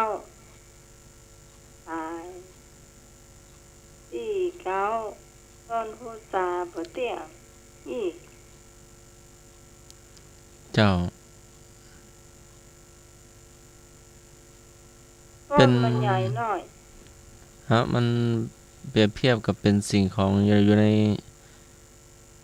อยู่แถวๆลานบ้าน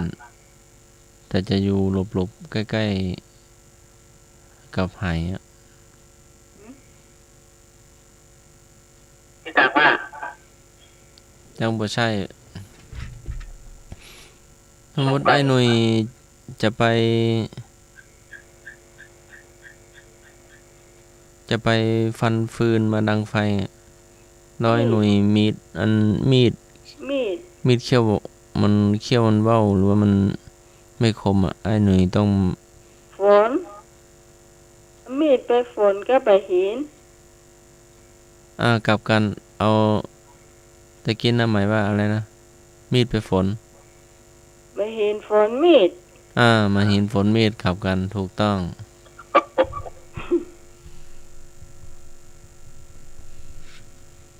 ช้างไม่เท่า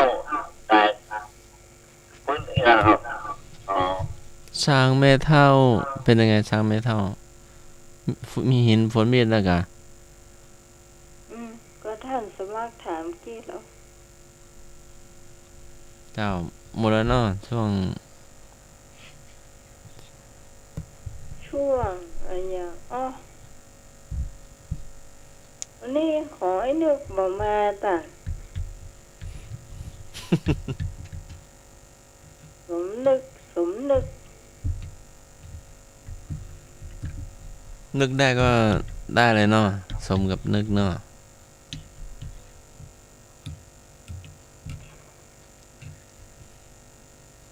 เดี๋ยววันข้าวของหมูจังอยู่ นาฬิกา ก็ ฮัลโหล รู้จ้ะถ้าทานมันหมดหยุด ฮัลโหลมีสายมานึง จ้าน้องไหม จ้าแม่นวล อันนี้ของคนเฒ่านะจ๊ะ ฮะ อันนี้ของคนเฒ่านะจ๊ะ เจ้า แป๊บๆตาฝ่ามือเนี่ยจงเขาจะเป็นยอกๆเป็นน้ำจะแฟะอะไรไม่ใช่คำหยาบนะ คนเฒ่าคนเฒ่าชอบนะ จีอัน จะมา เกี่ยว เป็น มา เมี่ยงถ้าบะเมี่ยงก็มากเนี่ย นั่นแหละ เป็นยอกๆมันเจียวอยู่ในปากอะเนาะเจ้าสวัสดีเจ้า โอ้ตกไปนี่กับเด็กเราเนี่ย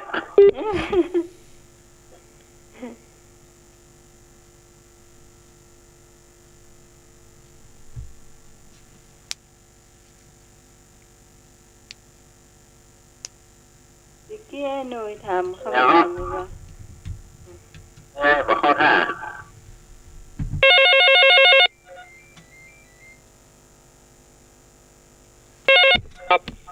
เจ้า ขอทานเจ๊ได้ขอครับ ได้กะ ทานแล้วนะครับ บุญหึ่งหาบบาปจุด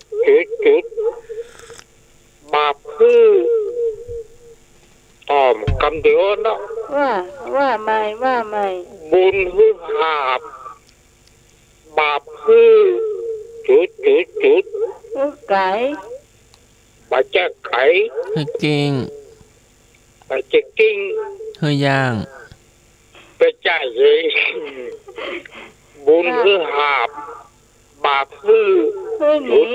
จุดบาปฮือหนี หนี อย่ามาถูกนะครับ บาปเฮ้ยเว้น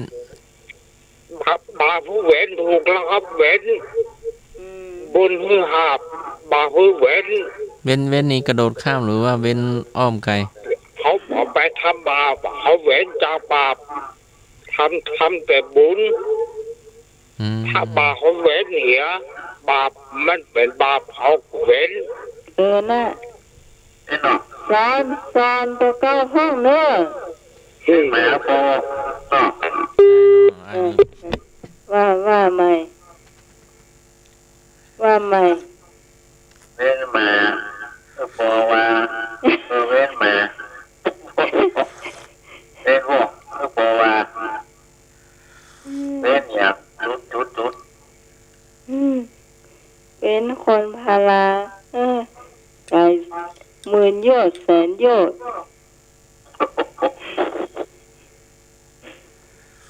ถ้าแบบเสื้อนะถามท่านสมัครก็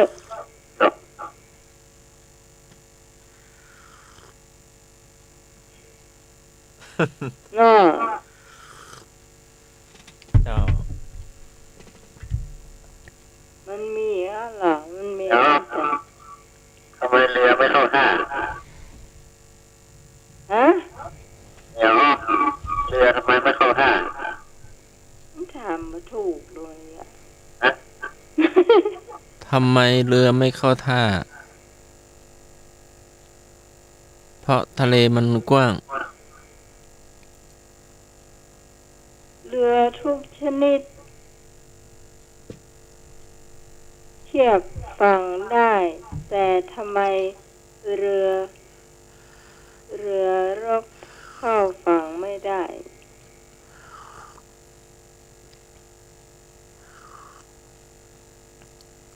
ต้องถามอีกอ่ะได้ละทำไมเรือรบไม่เข้าท่า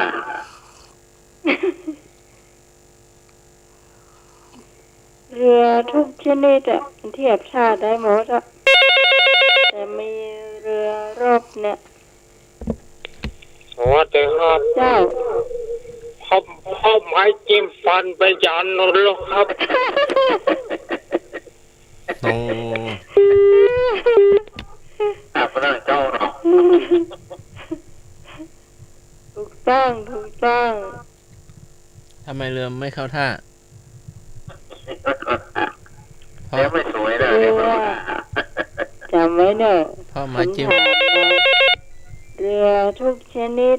เทียบท่าได้แต่ทำไมเรือรบเทียบท่าไม่ได้เจ้าน้องมันเจ้า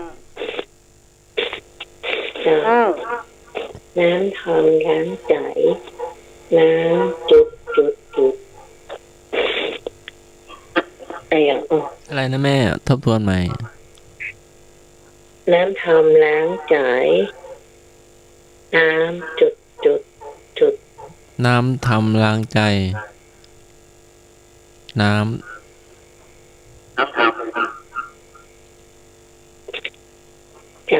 น้ำทำล้างใจน้ำแล้วก็จุด3 กรัม น้ำทำล้างใจ แล้วก็อีกคำน้ำแล้วก็จุด3 จุด น้ำพระพุทธมนต์ น้ำศักดิ์สิทธิ์ น้ำมะพร้าว น้ำมะพร้าวต้องล้างก่อนที่ไปแล้ว ฮะ น้ำใจ ไอ้หนุ่ยเราว่าอย่าง น้ำใจไมตรี สวัสดีจ้าหนุ่ย ครับ น้ำทำล้างใจน้ำจุด จุดน้ำเอ่ยน้ำใจน้ำใสน้ำใสอย่างถ้าสมมติว่าตะกี้นะน้ำทำล้างใจน้ำใสจุดน้ำสามประเทศน้ำใสล้างนะเฉลยแล้วเนาะน้ำใสล้างแม่เม็ดแล้วเจ้าดีเจ้าหิวสะอุ่มตุ่มสะหมอยมันมีใบก็ไม่เสียเจ้าอย่างก็อย่างก็ตุ่มสะหมอยบ่มีใบมีต้มเม็ดมีใบสะเม็ดฝนมีใบมีต้มเม็ดต่อมาเลยเจ้าถามก็ถามมาใช่เจ้าว่ามีใบมีก็เม็ดฝนฝนเจ้าถูกต้องฝน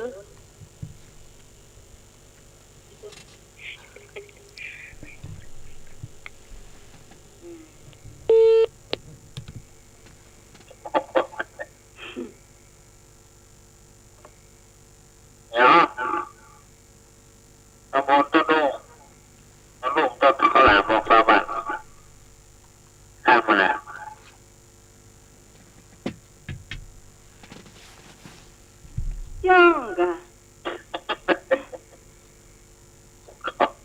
จ้องกะแม่ละจ้องแม่น้อง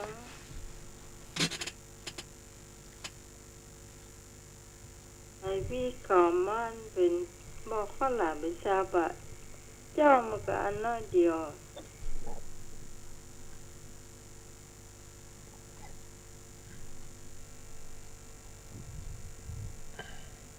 ถ้าภาพแล้วอีกอ่ะถ้าภาพแล้วก็เหลืออันน้อยเดียว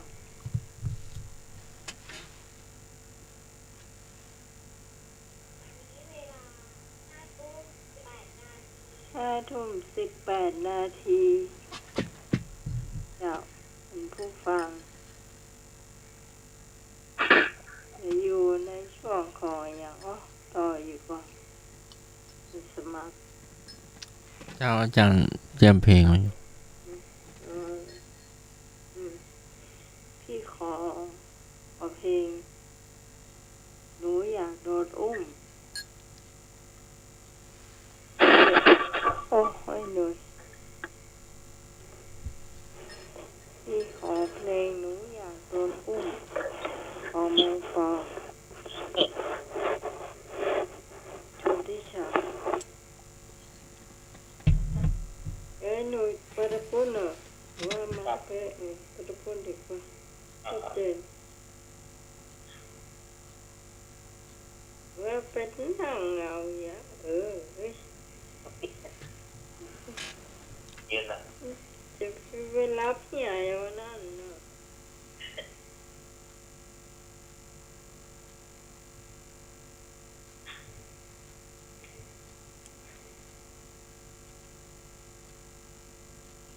เอ็นกับป้าตัวมาตุ้ม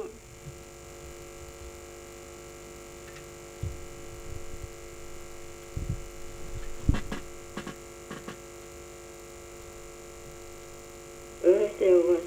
ฮะกดไปกดมาไปปิดโทรศัพท์